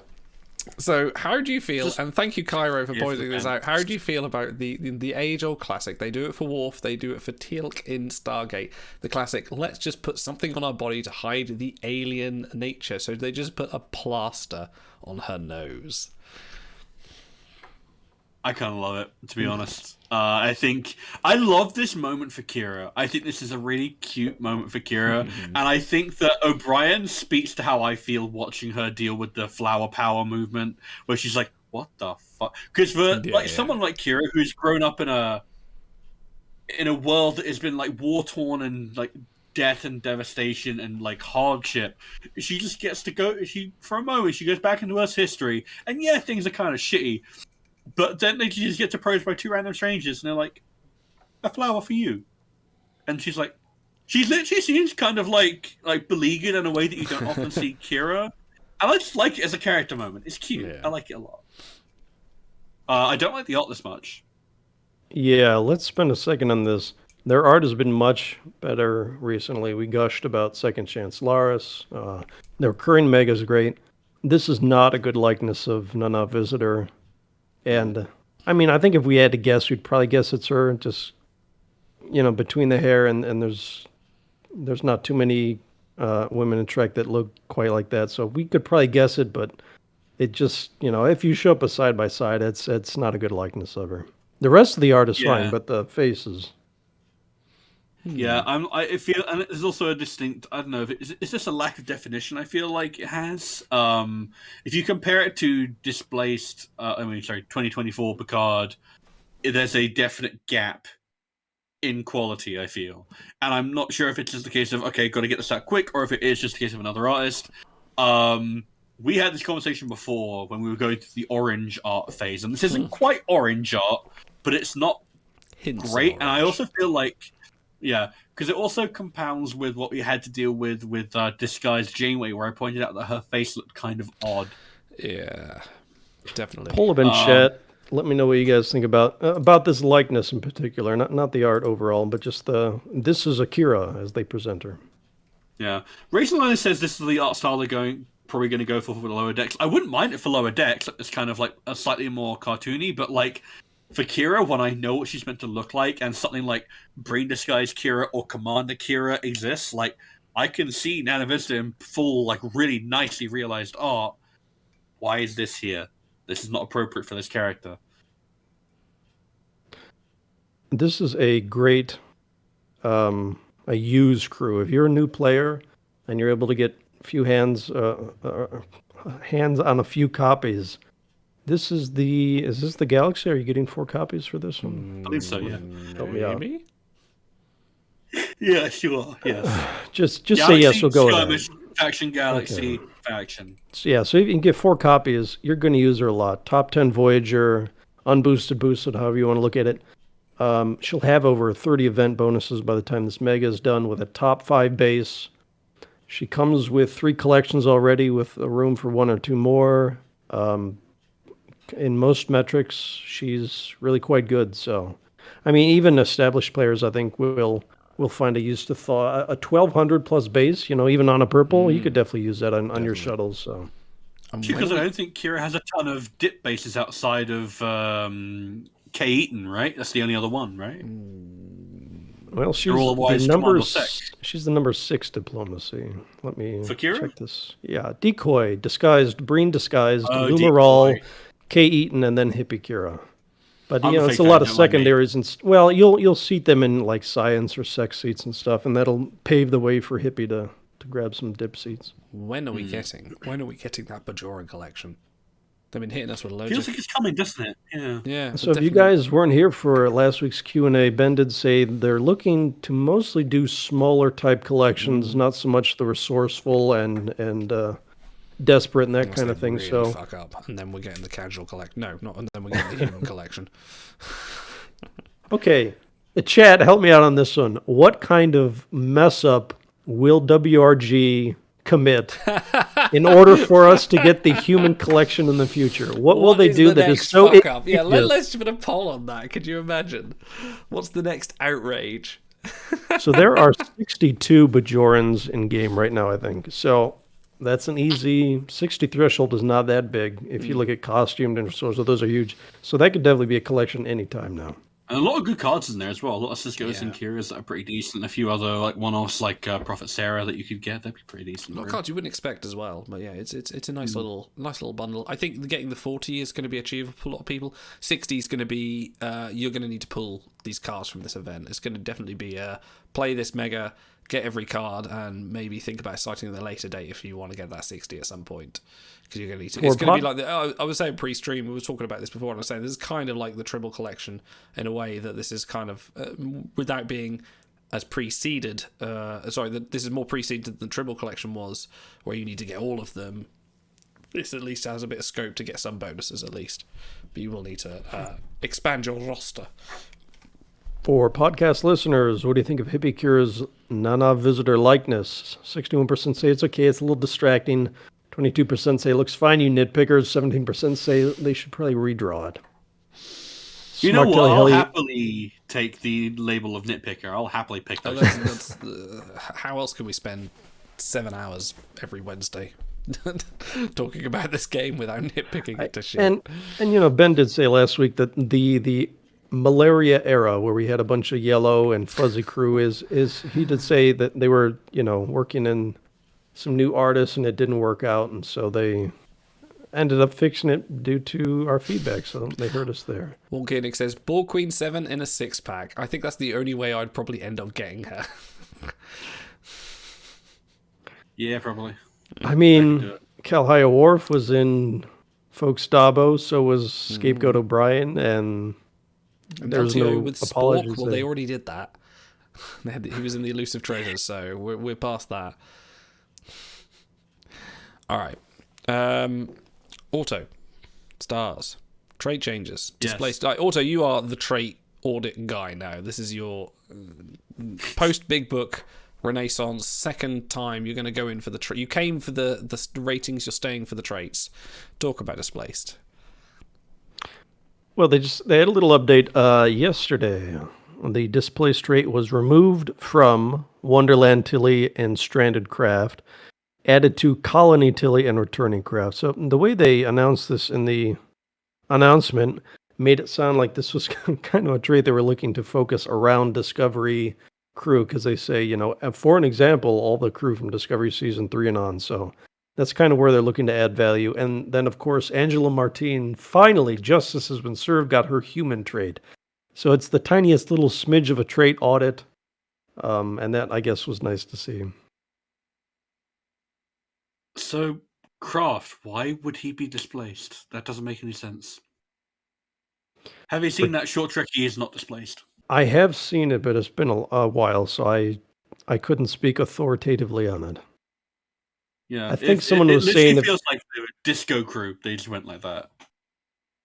I mean, it could be. There's so many outstanding in this, and that's why we said, as soon as they said, there's a new trait coming, I said, well, hold on. You have a trait audit list of 200 long you could take care of before you add one, and sure enough, I mean, if you guys have, I've seen people on Discord, on the subreddit, if you guys have suggestions or, that you'd like to make that you think they got one wrong, you can go on the forum, and there's on the Bridge subforum, there's a thread for Displaced trait, and add your voice there. And they did go through and do one pass, but if you're going to do a mega and a collection, you got to try to make sure all your ducks in a row ahead of time, because messing around with adding, removing traits when there's a live collection is going to be 10 times the headache, and they're going to get support tickets and all sorts of stuff.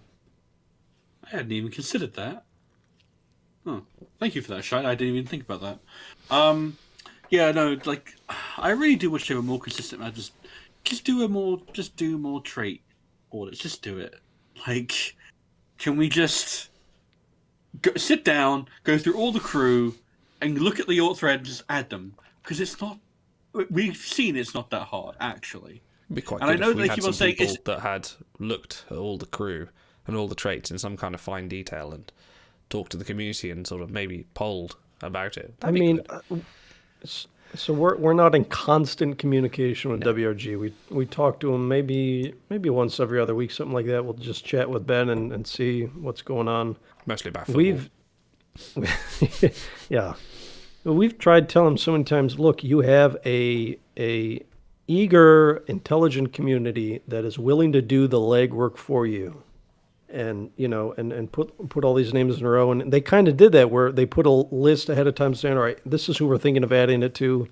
Community gave them feedback. They changed the list up by about 15 names, and then they pushed it live. But there's obviously a lot more that goes into it. So I think we'd all like to help and make the game as great as it can be. And from their point of view, I don't know. He mentioned large collections being rewarding. That's true, but you also have to, if you have to collect 200 cards to get those rewards, I mean, isn't that great for the company too? That you can't say you haven't noticed that every new crew coming out has the resourceful trait, because they're trying to sell those collections to us. It has changed it in the areas of Gauntlet, especially to a little part of events, has changed it into a little bit of a pay-to-win mechanic where it wasn't before, because if you don't have those top collection bonuses by collecting all the crew, by getting all the campaigns, by getting all the cards, you are going to suffer in Gauntlet. You are going to suffer in events.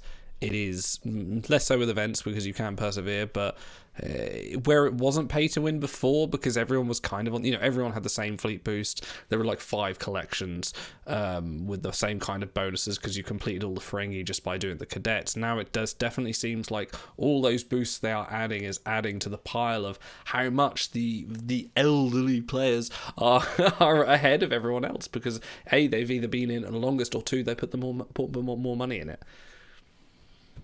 Yeah, I will say I've noticed a little bit, because my account right now has 720 immortals, and I think there's almost 1,200 crew and games. So it's it's not super whaley, it's super completionist, but it's got a good amount. And when I run the numbers on certain mirror matchups in Gauntlet, what normally would be a 50-50 chance to win, I actually, because of my boost, it's a 66% chance to win. So now I have a 2/3 chance to win, and it is becoming. I feel bad. You for can pay everyone. away in a lot of different ways, but this one kind of affects everything globally. So I feel bad for anyone starting Gauntlet now, starting a new account, going in the Gauntlet with their cadet crew, or maybe getting mirror flocks and going, great, I've got a good Gauntlet card, but I've got none of those boosts. I'm not in a good fleet, and it's hard. And it is supposed to be hard. It's supposed to be a competition, but if the competition's stacked by the people that paid the most, then it is a bit pay to win-ish, which feels a bit bad.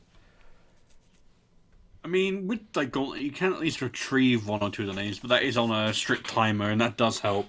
And speaking from personal infuriating experience, boosts don't matter for shit if crit is in play. Well, yes, and sometimes RNG even if it is the isn't. big. Yeah, RNG is the big fuck you to everyone in this game, really, isn't it? So, I feel like it's actually more of a factor in terms of voyages and events and bases and stuff like that. But yeah, it is a valid point. I can't even imagine trying to make a real dent in frickin' the collections as they stand now. You probably get a load of the lower tier stuff relatively easy from the cadets because they have a good smattering of stuff, but so many fucking crew now. So many. And now that purples outweigh every other crew by a factor of 1 to 16, you're never going to get them all finished. I'm with the portal dilution, I'm still struggling to get cards that were from the last portal update, never mind the one that's probably going to be coming around the corner. And it's not like I'm not going to waste a retrieval on the last staff of Mr. Vuck. Why would I? No, you wouldn't. No, but I kind of like that feeling, though. There was a point where I would buy so many packs that the packs weren't fun to open anymore. And since then, I don't buy LTOs anymore. I cut way back on spending. So it's... God, this is such an ivory tower discussion. It's fun to get crew and voyages that you can use. It's fun to open a community pack. And, hey, I got a new purple. That's much better than getting all frozen to gold. So You're not wrong. But it's just a case of, I want my crew slots back. I've got crappy purples I need to finish. I think more important than the pay-to-win aspect is they balance Gauntlet off. They don't balance it. They do a terrible job. And they don't even try. And we've had this discussion before. When you can refresh into the exact same wall of the exact same crew 3 times in a row, you're bad at your job. In that area, you're bad at balancing Gauntlet. So they've outright stated we want to protect the strength of our exclusive Gauntlet crew, And that's a bad way to do it because, maybe you're getting some dill from people trying to refresh to get them, but you're completely ruining the experience for your players. Because even the veteran ones that have all the boosts, if you refresh into walls of 65% Baylocks 3 times in a row, that's the number one thing that makes me turn off my game and go outside. And I don't, I hate being like, all right, this is garbage and just leaving. I don't want to do that. I want to enjoy the game. And hey, I do not complain about Gauntlet very much because that's has been one of my favorite parts of the game. It's interesting, yeah. So this is something I feel like is relevant. It's related to something that someone brought up in our Discord. And it's the fact that I feel like both tracks in the past month have been in the Guinan Gauntlet 6 times. Both tracks. Yes. Simultaneously. Both right now are on that, yeah. Yeah. Because there's multiple of them, and they're awful. What do you guys think of the ability to pick your Gauntlet crit traits? I think that would probably be quite tricky. What I would like... But... What I would actually like is them just to go balls to the wall and randomise the fuck out of it. Don't have the sets anymore, and just say these 3 have been picked by a random number generator. It's human, it's Qatarian, and it's resourceful, and you're using the sex skill this today. That's today's set. I would love it just to be absolute madness, because then at least you're not playing to the people who have got these prepared crew or pre-prepared sets or think, right, I know this is the Guinan Gauntlet, I put these crew in and that's my best strategy. It brings, if you're going to play with a random number generator to win the outcome, you might as well randomize the sets as well. I like the same for Voyagers as well. I would like them to open up all the traits for the Voyagers, make it more interesting. Pull up in chat a few different ideas of how you guys might want to try to balance the Gauntlet. There are a few sets right now where it's like Bajoran and some weird stuff that not many crews. So you'll have like 5 crew with 25%, everyone else is 5%. And I do find those a little bit boring. I like the ones where I can... Marquee Hunter Cyberneticist, that's right, yeah. I like the ones where I can use Colonel Carr at 65% if I want, or Bagman Odo at 45%, or something fun like that. Somewhere there's the Human Federation Explorer, and I can bring out J.G. Palmer and go, ha 65% crit, bitch. I think there was a time when I can't remember the traits that it doesn't come up very often, but I think it gave like my Celio Culber like a 45%, and he was actually quite fun to use in Gauntlet because he had like Gonzo rolls where it could actually go in your favor more often than you think. We want to have fun with a crew. This is a card I don't get to use in Gauntlet. This isn't Guinan, this isn't Baylock, this isn't like Red Angel, this isn't the exact same 7 or 8 crew on rotation. That's why we get hyped about what was that courier from season 3, the Beetlejuicean, what was his name? Sorry? Cosmo Trait. We got excited about him. It's like, he's got some traits, he's a purple, he's excited, there's something we can use here. Like, yeah. What are we talking about? Oh, traits. It does feel like, I feel like the best way to address it would be to make 2 skill crew Gauntlet crew, primarily, because then they can't dominate 3 or 4 sets at once. If you think about Baylock, he can cover command kind of on his own when he gets crit. He can cover command dip, he can cover command sec, and he has so much proficiency power, he can cover dip sec too on his own. If you make a 2-skiller, they can't, it really limits the amount of coverage they have. You have to be a lot more tactical in your choices. You have to think, okay, are most people going to bring Caretaker? Okay, who's this sec-eng 2-skiller that I can bring to try to counter him? And right now it's like you can bring the same 4 exclusive crew and then rotate in some guy in your 5th slot and be fine every day. Like, shout out to the Big Books Gauntlet page. Brilliant resource. Absolutely great. Helps my gauntlets every time. Everyone should use it. But... and not for the fault of the Gauntlet page itself, but it does look like it's like every week, oh, I'm using Locutus, I'm using the Red Angel, oh, I'm using Caretaker. Like, it's just like, I kind of am fed up of using the same. Okay, they are brilliant at what they do, they're great cards for Gauntlet, but I'm sick of seeing the same stuff all the time. I want to use, and as Ben said on the stream, which is hopefully going to be in the next feature, a depth of roster. And I kind of want to apply that to this as well. Shout out to our buddy Walt Koenig, who says he loves bringing all those purple crew to beat up on the exclusives when they have a crit advantage. So you're doing God's work, my friend. That's the fun you want to have. Okay, enough whining about that. Let's whine about something else instead. Okay, should we recap the Q&A for we had with WRG last week? If you haven't seen it, go to our YouTube page, have a look at the WRG's Q&A with Ben, who is very graciously came onto the show to answer some community questions. If you don't want to watch that, let's have a quick recap. What was announced, what was spoken about, and the things we are excited or maybe dismayed about from that interview. Let's have a decompress. Let's decompress. Let's take it a moment and just put it in a bubble and fuck it out the window. Sorry, I don't know where I was going with that. Go on, Stars. I, for one, I've had too much cough mixture. Was dismayed. I was dismayed about the fact that Ben had trimmed his goatee unevenly. Wow. See, Ben comes on the show, he lands a sucker punch on me, a sucker punch on Auto. He fun comes and Will Smiths both of us, and Stars is like, I'm going to wait till he's off the stream, and yeah.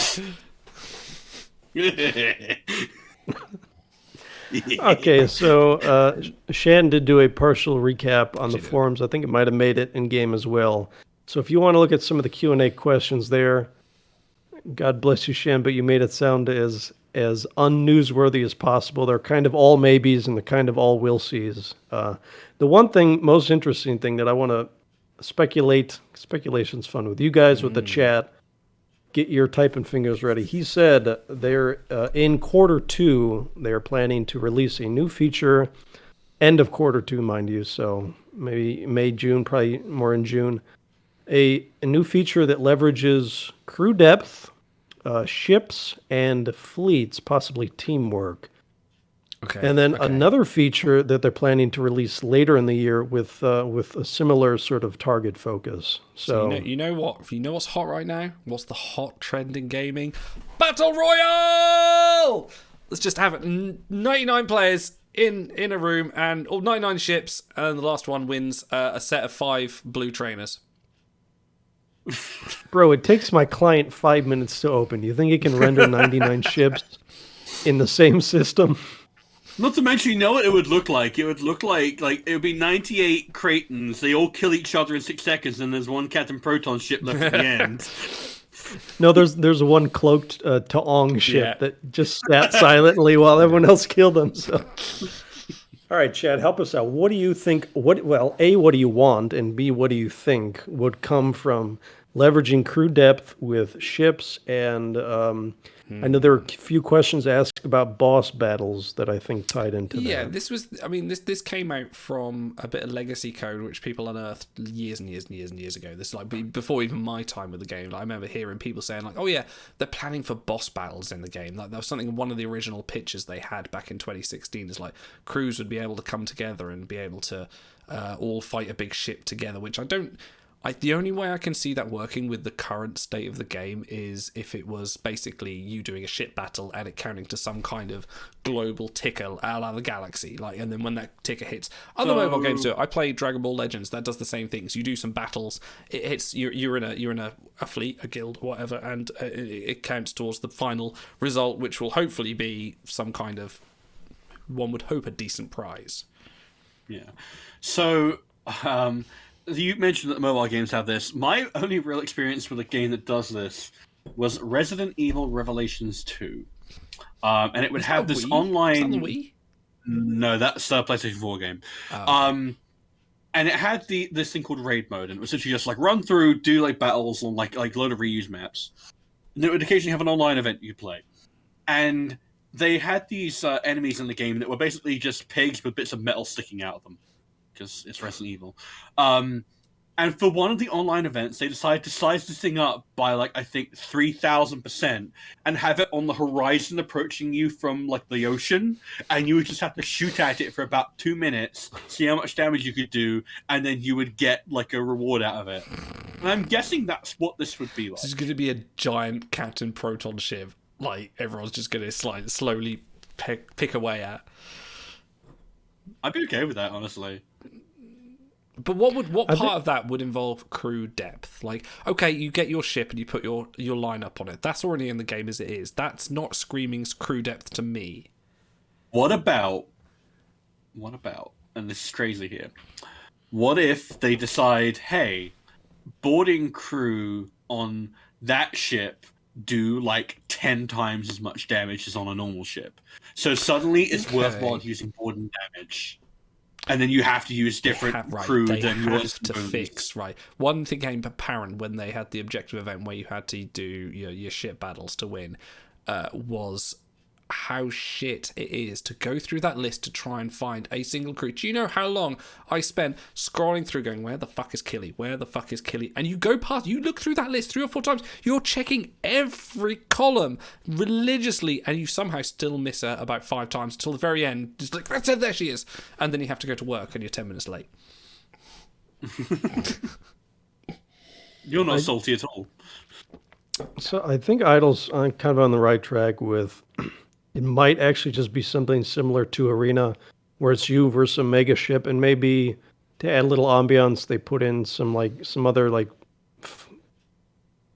ally ships floating around, sort of just for the ambiance of it. But that doesn't add crew depth. One thing I can think, and players might not like it, but is either fatiguing or locking crew out of use for a while.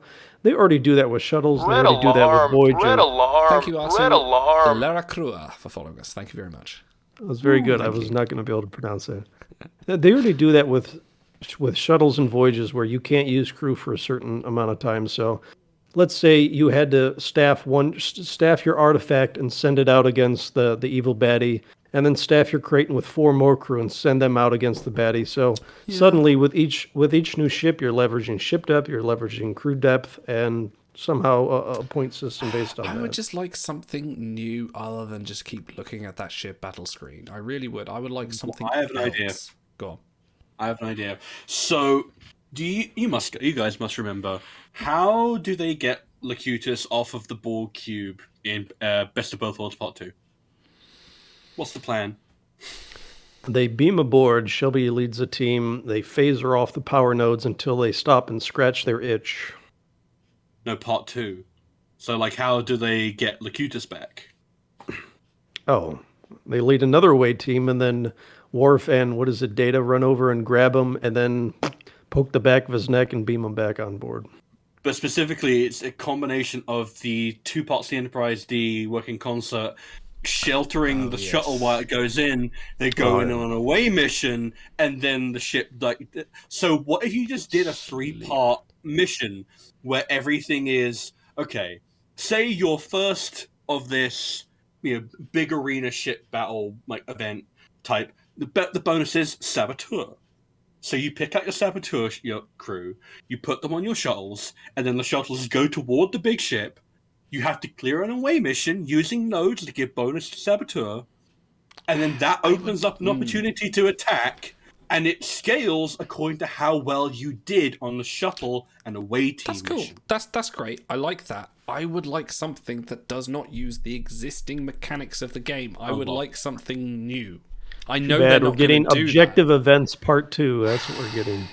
It's great. People, like you're saying, it sounds good. It's great.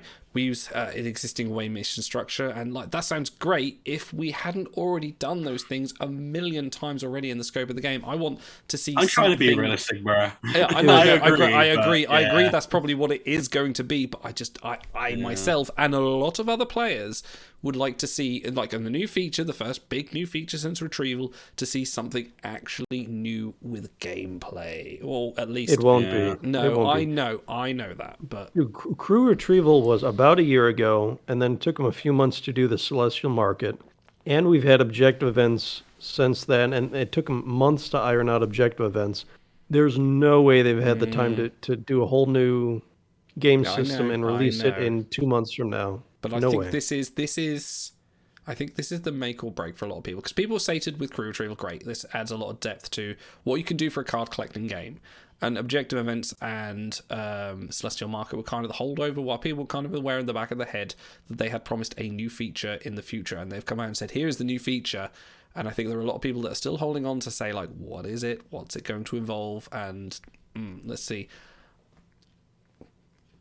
Maybe by the time the next thing comes out, it'll have been 4 years since skirmishes. And that was just ship battles repurposed, really.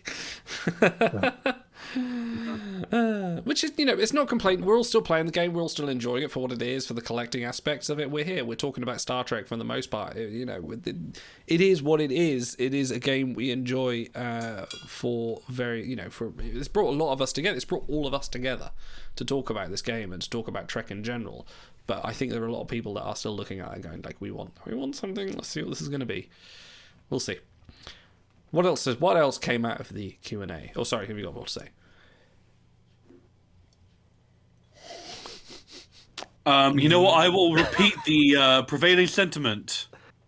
No current plans. I did like when he said we snuck that question in, but that was in the Q&A all the time. When he was talking about Prodigy and Strange New Worlds, he's like, "Oh, you're being sneaky." I'm like, "No, Ben, that's been in the document we sent you for weeks." But he's like sneaky, like. He only looked at it the day before, so. Yeah, exactly. I mean, do you think because he said Lower Decks is close, and we've heard that for so long, it's just not a joke anymore. Like, do you think he did say, and this is another. We're close, but he did say that they were thinking about getting the distress call in with one of the recent client updates in the end, and we're convinced to push it back. So if that is close, I mean, it's another 15 minutes of gameplay for a lot of people, but I have heard a lot of people say we'd like to get more episodes in distress calls. I know a lot of people would like some new farming opportunities. I can't remember who it was that mentioned it, but they would like paintbrushes, or was it the engineering things in a ship battle? I think is one of the more popular ones. I myself would like holograms in somewhere, but one thing that we did ask him off stream afterwards was about expanding collection tiers. So some people have certain ones finished, but there's another 20-40 crew in game with that trait.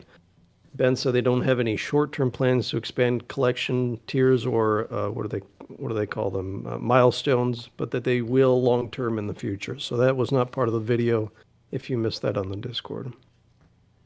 I think we have a pretty core crowd here in hour 2. So you guys who have been with us, Timeline Sucks, for a long time, you can let us know here. You can let us know in Discord or DM if you don't feel comfortable saying it out loud. How do you feel about these? I think we've done 8 Q&As now. Are you getting something out of it? Could you do without it? Because we've been having discussions between the three of us along the same lines, and obviously we don't want to say no more. The developers will have to find another way to communicate with players, but at the same time, there's been some frustrating assets both behind the scenes and in front of the camera that we want to have the discussion with you guys because that's what we're here for. I think from the conversation that we'd had, it comes on 2 fronts. It's like, and I think it comes in a lot of this last Q&A. Like, we're very happy to have Ben on. We love Ben. He's great. He always humours us. He takes his shots at us as much as we do it. Yeah, you know what? Fine.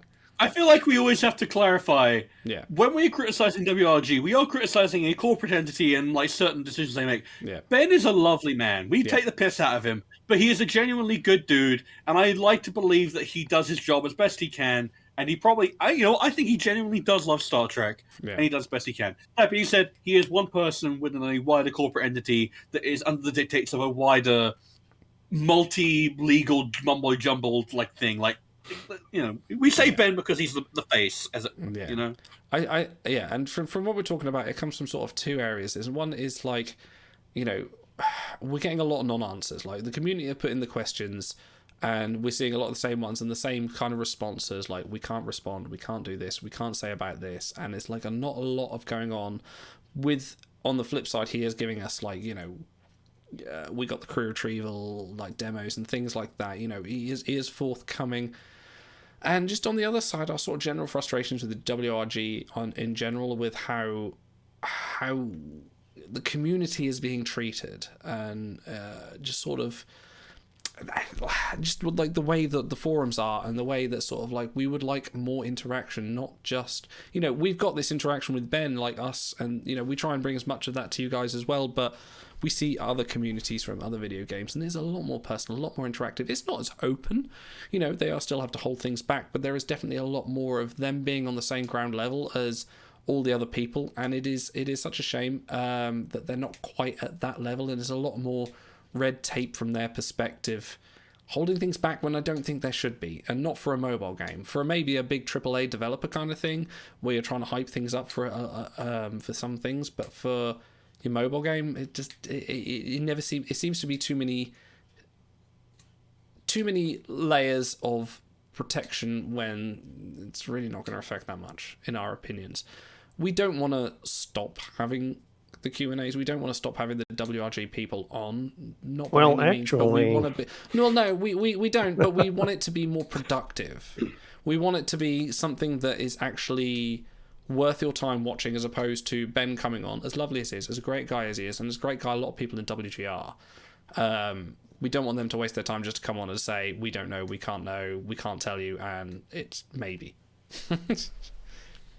So I want to like pick on that point about them feeling like they need all this protection, these layers of like scrutiny. And Ben always mentions, "Oh, I probably shouldn't have said that," or they want this question cut, which is their right.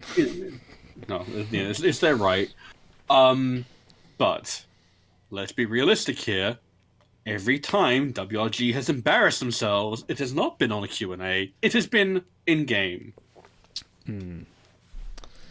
There have been moments. And I feel like they would be able to help themselves a bit more if they were just a bit more open with the community, or just listen to them a bit more instead of just kind of, right. So here's a mail. Yeah. We've all had we've all had friends. We've all had moments where somebody said something. We've had those moments where we're just like, I'm not as comfortable with this. Like me and Otto do. We have our moments where we have to sort of say to each other behind the scenes, "Did you mean that? Let's have a chat. Let's have a hug. Let's have a group hug in our moments where we talk to each other." And I feel it was literally this morning. Let me give you the TLDR. I said, "Idle, you're being a dick bag." He goes, and he DMs me. He goes, "I'm sorry, I didn't mean it." I'm like, "That's all right. I'm also a dick bag, and I apologize for the times that I'm a dick bag." And then we hug. In that kind of relationship, for context, that conversation happened, and I was like, it was like watching mom and dad fight. I was really like, do I have to like step in there and say, "Guys, you okay?" It was fine. It was fine. It was unusual. But the thing is, we are honest with each other. Like behind the scenes, like we are brutally honest with each other. If Otto has a complaint with something, he tells me. Like, and I'm glad he does. Like, I'm always happy with that. But in terms of what I was talking about, that's something we don't have with WRG, and I think it's a little bit like we have our complaints. Everyone has their complaints. They go to the forums, and we never feel like we get the feedback that comes back from it. Like there's not a lot of, I did get feedback from WRG once. One of them said that they were disappointed with the work I'd put in on the questions. And I told them, well, actually, this is what I was asked to do by your company, and you guys didn't communicate with yourselves. So there's, and I guess maybe that's unprofessional of me to even speak generally about that, but it's like when those kind of things happen, it's like, well, hold on, who's the fan stream here, and who's the guys who are doing the promotional stuff? Let's go back to like what Shan said once, which was, we submitted questions, and there was some feedback on the forums, and on both occasions, both with the relevance of the questions we submitted for WRG on a Q&A, and also for some comments on the forums, she said she was dismayed by the negativity of the questions, or the content of the question. I'm like, this is your community. This is the people that are playing your game, and you're surprised that they're negative? Like, this happens. You have to address this. You have to come out and be the human being that says, this is why, or this. No, I'm happy with people that come out and say, I can't say about this. That's fine. You have your contracts, your legal things, but don't hide behind that. Don't make that the reason you're not coming out and talking to the community like a human being, like other developers of games. I'm going to paraphrase from, not paraphrase. I'm going to lead an example of the Deep Rock Galactic developers, a game I really like. The developers are on their own Discord talking to the community. They don't reveal things all the times, but they talk to people and they acknowledge complaints, or they they interact like human beings. They have their jokes with their community. They mention them in streams and things like that. And that is the one big disconnect I think that we have all had, not just us here at Timeless Talks, but everyone in the community as well. So, Okay, I thank you, viewers, for letting us share a little bit of our frustration with that. But it seems like, just from what I'm reading in chat, most people do enjoy just having that communication. Maybe this is a little egotistical. I think if it wasn't for us, it probably wouldn't happen the same way, because They have a YouTube channel that they've uploaded about 4 minutes of content on. And if you get these text Q&A, if you get this text Q&A in official channels, they usually are very generic and they don't go into as much detail as Ben has been gracious enough to do so. So, that's something we'll have to think about and moving forward. But I let's not get too negative. Let's move on to Mestral, who is the Tuesday crew, who I have been waiting for a long time in the game. Is it because he looks like James Bond? Mestral has one of my favorite interactions in all Star Trek. And it's, I believe, when Tamir, T'Pol's ancestor, says, you have to come back to the ship for something, and he says, I cannot. I Love Lucy is on. Yeah. And it's like the love, the pure, just innocent love that this Vulcan has for I Love Lucy, which is also a nice little Star Trek in-joke, because Desilu, who is a half like Lucille Ball, is the reason why Star Trek got off the ground. Like, that's so Star Trek to me, that commonality, and I can definitely understand why you love this episode. This episode is amazing. And I definitely understand why you like this character, and I think I also understand why you like this card so much, Otto. Sorry, you threw it to me just as I was Googling the actor J. Paul Bamer, who we do have in-game as one, the Borg drone from Voyager, who's a abysmal card. He plays 3 other Nazi characters who we're never getting, and then a Cardassian in DS9 who might not never get a card. So if you're a fan of his acting from his other roles, this is like your one chance to get a really great crew. Tell me why. No. Tell me why. Okay, so not only he's got a great voyage drink. Tell me why. He's got a pretty decent base. Okay, so that's all I'm giving you. So there's I Love Lucy. They buy frozen TV dinners. There's a scene. So they are a trio. It's Tamir, played by the same actress who plays Paul. There's Mestral, and then there's a third Vulcan named Strawn, who looks like he's a total geek, total straight-laced.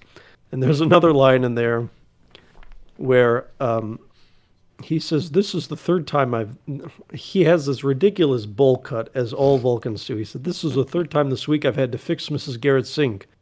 Mestral says, perhaps she enjoys your company.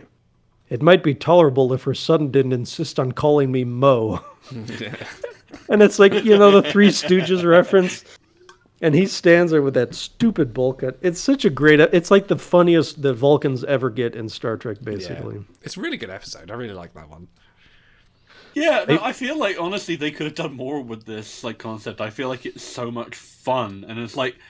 It's fun in a way that I don't think Voyager or TNG or DS9 ever got. It's very uniquely Enterprise. It's one of the things that it's a bit more naturalistic. Quite close in a to way, Carpenter and it's just Street, really, isn't it, as well? It's quite appropriate. Yeah, there's something very 2000s about it, but in a really good way. A Vulcan who was so fascinated with humans that he would risk his life for them. Ultimately, he chose to live among them. What was the framing device with this? Because obviously Tamir being T'Pol's ancestor, what was the point where they went... You don't remember? I remember all the flashback stuff, but I don't remember the reason why. So, Tucker, T'Pol, and Archer are having dinner, as they often do. And they get around to the concept that they talk about Vulcans and humans, as they always do. And T'Pol says, would it surprise you to know that First Contact did not take... No, in fact, she asks Trip and Archer, when do you know... Do you know when First Contact took place? And they're like, April 5th, 2063. And she's like, would it surprise you to know that actually it was in 1957? Yeah. So and then she tells the story of her ancestor. A flashback. Oh, okay. So these... someone's asking in chat, and I think they figured it out. These are not displaced crew, or they wouldn't be, because they are Vulcans of that era who...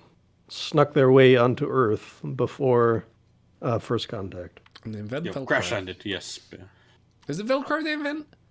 Velcro, yeah. Yeah, Tamir... Mestral is named for the inventor of in Velcro in real life. Oh, is he really? Joke. Oh, yeah, okay. yeah. Is it really? Is that true?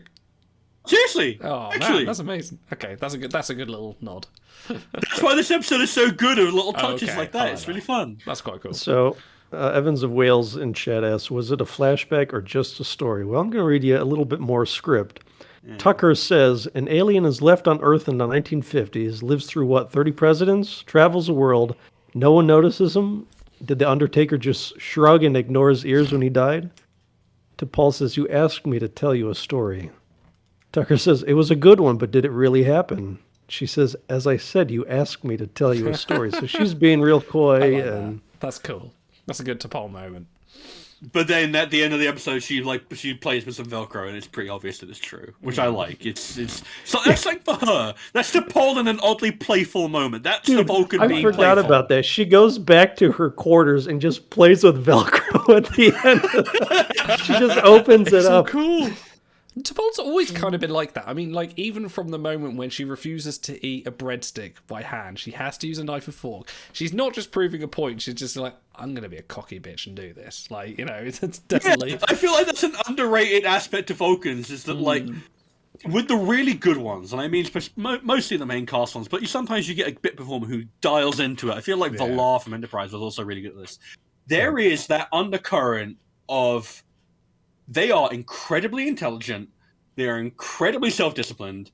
They are incredibly fucking snarky and shitty and rude and like really entertaining when you get them going. I actually think like looking back at Enterprise Vulcans are the best. I mean, especially the captain that keeps pestering Archer for help when he's stuck in the his shuttle pod stuck in the ice. Is like he's just kind of like, are you sure you don't need help? And like just kind of going like he continues to persist even when he invites him over for dinner. It's from Home Improvement, really. It's basically fucking Al Ball and telling Tim, "Are you sure you want to use that drill?" I like when he invites him over for dinner, and you can just tell the Vulcan's being deliberately kind of like off-frontish because he knows what Archer is like. Yeah, he's been told. Enterprise did for Vulcans what DS9 did for Ferengi. I was gonna say, I thought you could say Klingons, but yeah, no, that's true. Well, because I was just talking with Stars about this last week, is TNG era Klingons are my favorite because they did so much with them, and then DS9 builds on that. But before DS9, Ferengis were...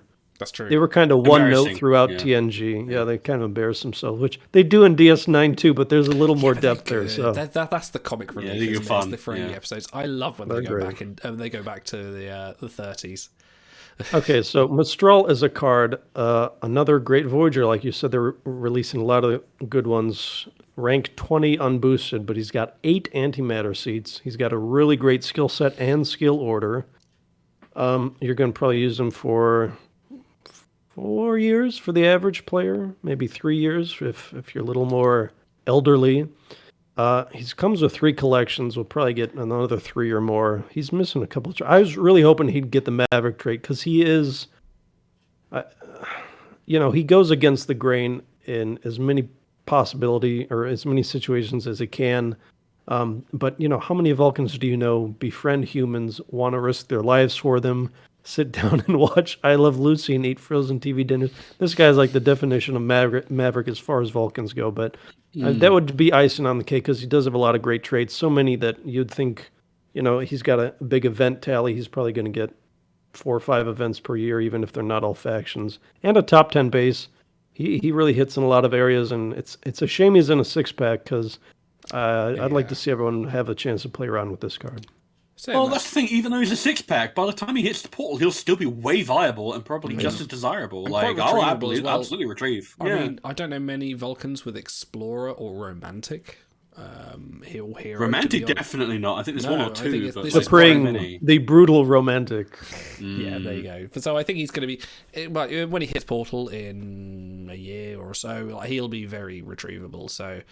Don't feel like you're missing out on him now. There's a lot of long-term use for those looking to upgrade their Gladiator Spocks of the world. This is the guy. But yeah, like we always say, don't do 6-packs, kids. Yeah. And so Carbon Creek is a little mining town. So at one point there's like a cave-in, and he runs back to the ship, grabs the phaser in order to carve out the rock and save these trapped miners. So he gets the hero trait for that. And it's a very dashing moment, and... There's some awkward scenes with him sitting in a car trying to flirt with a girl, and that's great too. So it's a really good episode. If you like Enterprise, or if you don't, it's enough of a departure from normal Enterprise that you'd probably like it anyway. So it's a great episode, great character, great actor. I love it. Great card.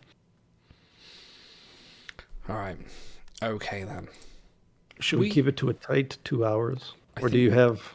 I think we have one more thing we'll talk about, and then we'll stop. We'll just have a quick recap. We're a little bit way through the Uber campaign, nearly hitting tier 40. For those that have bought it, I'm pretty sure both of you haven't. Have you got it stars? No, you didn't. Everyone in chat, I did. So I'm up there. But I did. Anyone in chat, like what? How are you finding the Uber campaign? Now we've had a little bit of time to digest. Poll time. Now we're having a bit of time to digest what is in there and what we are actually participating for. How do you feel about the Uber campaign? And I would just like to say, like, I am finding it interesting. I know we're still early on. I'm not finding it as quite as rewarding as I thought it was going to be. I know I've not hit the sort of Uber site level yet with all the sites and the credits and things like that, but it does feel like I've got my Laris. I got Laris in that first Behold, and that's great. She's a nice little Gauntlet piece, but I'm not entirely sure whether I'm going to continue getting her. It's a bit of an odd one. Let me know what you think about the Uber campaign so far as you're experiencing it. While Auto is polling and I'm now left to talk on my own because Stars has gone. All right, I'll cut whatever other options. Polls up in chat. Let us know how you feel about the campaign. I did see a few people actually say. I mean, we kind of bashed our own Q&A a little bit, saying there weren't some substantive answers, but he basically said with the Uber campaign, with the objective events, that's stuff that we wanted to quote get out of the way. To help ensure the financial stability, basically, of WRG moving forward, so that they can work on these other features, like stuff that utilizes your crew and stuff. And whether or not you believe that, that's the line they're going with. So, I just to comment on that, I haven't had any reason to disbelieve anything they've said. I aside from the quibbles we had with the non-exclusive crew and packs, which we call, when you ask them about them in the stream, I think anything they've said generally is believable. Like, I don't want to say, like, we never doubt anything they say on stream. I've never got that opinion off Ben. Yeah, and to that point, I've seen a few people say that interview actually did hearten me into the future of timelines, that they are actually looking to do. Ben called me out and said, Otto, you said we're in milk mode. We're not in milk mode. Well, until we get this Q2 feature, then, prove me wrong, basically. And so, but that being said, a lot of people... to be proven wrong. I will be, dude, come on. Does anyone love timelines more than me? Has anyone put more useless hours into this game and all the different resources as me? How many event wins do you have across all of your various alts? I'm curious.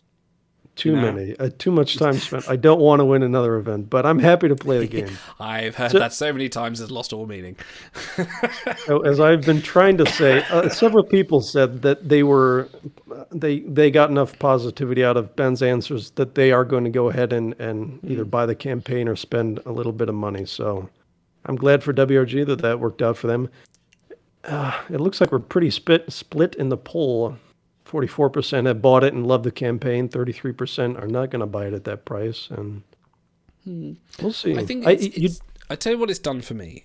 It's replaced something. It's where I would look. I mean, pack deals are dead for me as far as, like, I've got too many crew that I'll just get all frozen but golds, and that's me sitting on my ivory tower saying that, so it's not applicable to everybody.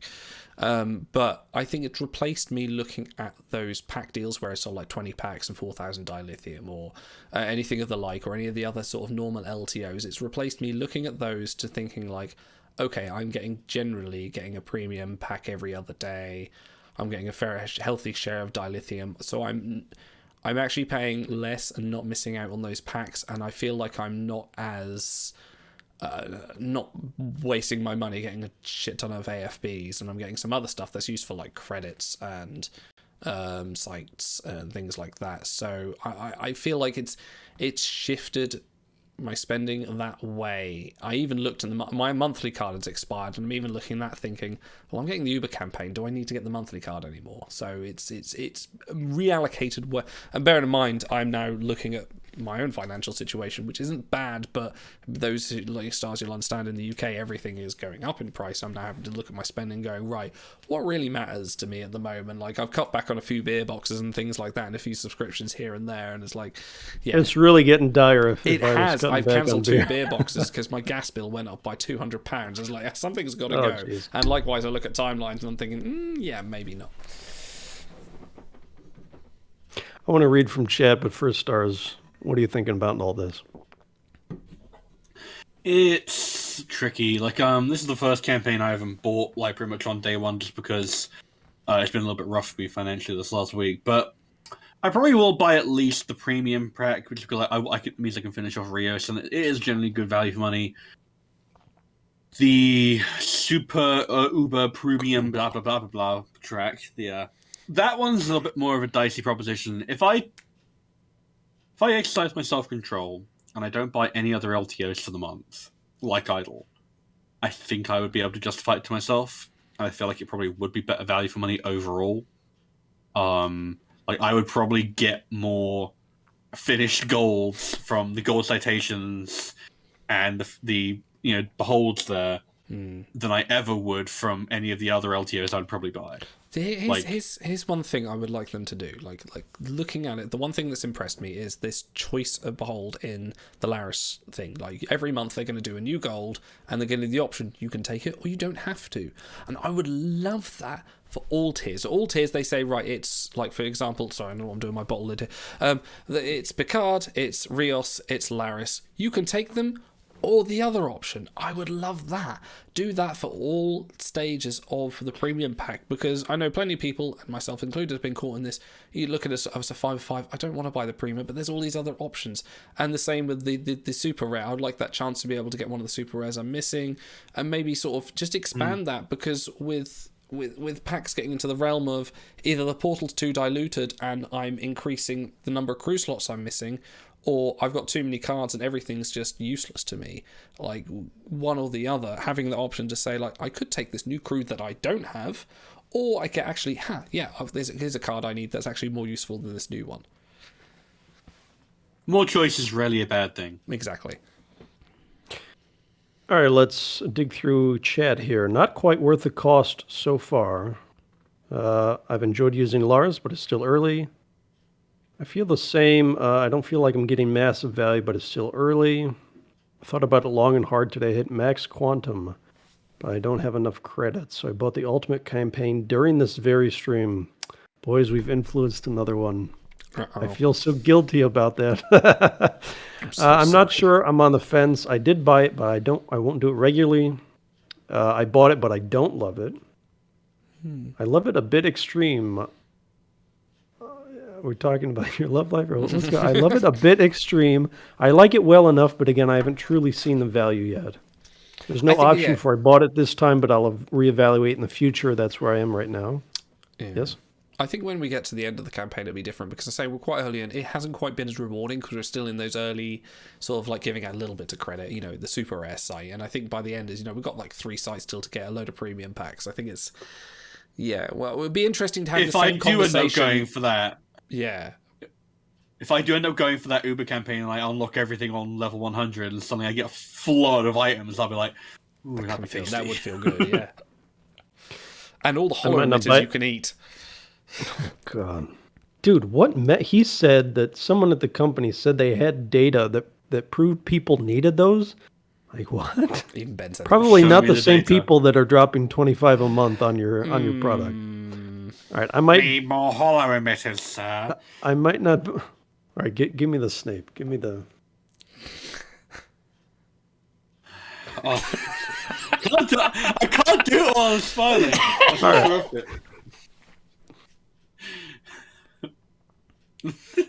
Say the line, Bart. Do you remember the tallest man you've ever seen? I might not buy it this month due to having DYC'd the goat, but I'll see what pops up next month. I think it might stop me from buying LTOs. I've heard that sentiment a lot. People say, well, if I'm going to get it, I can't get other LTOs. And I might get it for my main, not for my alt. I'll probably replace 1 or 2 LTOs I get. So it seems pretty. Yeah. People seem, I've got it, but I haven't felt the value yet. One thing we've bandied about in the past is what if they offered, because, monthly card, 100 dill per day, that gets you some quantum by a day. What if they offered a premium pack per day? A 10x premium pack per day. Good Lord. People like that drip feed. You wake up in the morning, you could take a little gamble and see if the 10x gets you a gold that day. What would they have to price that at? I think for people. And Chet, help me out. That's expensive. What kind of thing would you? Well, this campaign, the campaigns combined are 16 premium packs. So that's one every other day. I don't know. It's for just the pack. Probably. I don't know if I 15 a just month? want 50, premiums. 50, yeah. I like merits for tanking. I like credits for retrieval. I like dilithium because for some reason I like purples in 6-packs, and I'm a dirty whore like that. At least you can admit to it. But I think I don't know. My relationship, and this doesn't apply to everyone. My relationship with premium pulls is just like it's either retrieval or it's a shit star on a crew that I need to finish for some obscure collection somewhere. It's my 1701 Players Cisco's. It's need my more Joseph hollow Cisco's. emitters, Mr. Potter. There you go. There we go. all right. We've But exhausted. 10 points from Star's House for not having it on the spot for me. Yeah. Well, that's why I had to divert your attention so I could school myself like a Vulcan. Sunday. Let's wrap this up. Sunday. Thank you for the 2 guys who are practice at the Tannoy, the drag race, this circuit this Sunday. Charity stream is happening. We are very Pack excited. pulling and tractor pulling. That's what's happening on Sunday. We'll be having the charity stream this Sunday. I'm very excited. We will be starting at 12 o'clock Eastern, 5 o'clock. I believe it's British summertime. It'll be 5 o'clock my time. It's check the Discord. It's Your there. typical server changeover time when events start and end. So that's easy to remember. Actually, I like that. That's a good metric for those that play timers. We got a packed show. It's going to be so much fun. Really looking forward to it. It's our second one we've ever done. We're quite happy that we've managed to do 2. It's like not yet. We haven't. So yes, if it's funny if I had a penny for every time I've done a charity stream, it's not odd. It's just strange. It's happened twice. I'm going to bring up the schedule on the screen because we've got a lot going on. For those that weren't here at the beginning of the show, we are supporting Mind, the mental health charity. It's going to be absolute lot of fun, and it's a good cause. Me and Otto are going to have some stuff to talk about at the Stars show. Stars, I think you're coming in a bit late because you've got work, but we have things going on. We're going to play some Star Trek Pictionary with a couple of our community members. We've got an interview with Noah AK, who plays Rin on Star Trek Discovery. Very excited to have him on to answer some community questions. And Otto, say the line about the donations. What? Oh yes, yeah. So he's on there in our second hour. So if you're around, donate during the first hour. Of course, we're going to shout out every donation on stream. So if you include a nice comment, or at least not a naughty comment, we'll read that out as well. But in that first hour before Noah comes on, if you want to ask him a question, just include it in the donation comment, and we'll ask him on stream. So. Totally. You'll get to interact with Noah. Yeah. And then we've got Cold is coming on to open some packs. We've got Shy coming on, Shy Porn, who you've seen on stream anytime. We're going to do a table read with him. It should be exciting. Our other actual actor who has many accredited roles as well. I always feel bad for Shy because we say we're having an actual actor, no, okay, and we feel we shun him because he has his own IMDb page and his own role. So Shy's coming on. We're not going to allow Idol to do a southern accent during that table read. Don't worry, folks.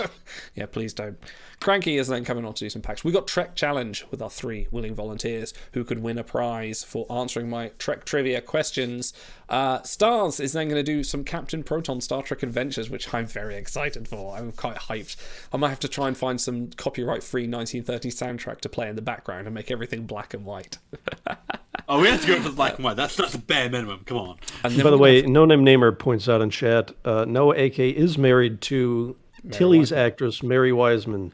please refrain from asking what kind of hair products she used to get that volume. I know she's a great actress and a lot of fun, but, Noah is the one who's given up his time and snagged us those Star Trek Online codes. So, and if he's as good as husband as I am, he probably doesn't know. And then we got Trek Challenge 2, which is going to be Stars versus Auto versus Big coming on to... I say coming on, they'll be here anyway, but to really... And I'm actually going to pick hard questions. This isn't going to be... Coming on to ruin our friendship. I'm going to ruin your friendship. This isn't going to be usual, who was the first Doctor of the USS Enterprise. No. This is going to be a bit more challenging than that. After that, we will have WRG on, would be Joe, Fury, and Ben coming on to give a little behind-the-scenes look like they did last year. And I think they're going to ask us what we think their processes are like, aren't they? We think we agreed that that's going to be something that might be happening. They're inordinately excited for one of the things, because we've quizzed them on things in the past. So they are going to ask us how long we think certain things take to produce, like how long it takes to draw up a crew art or this and that. So it should be fun to see how grossly wrong we are about all of this.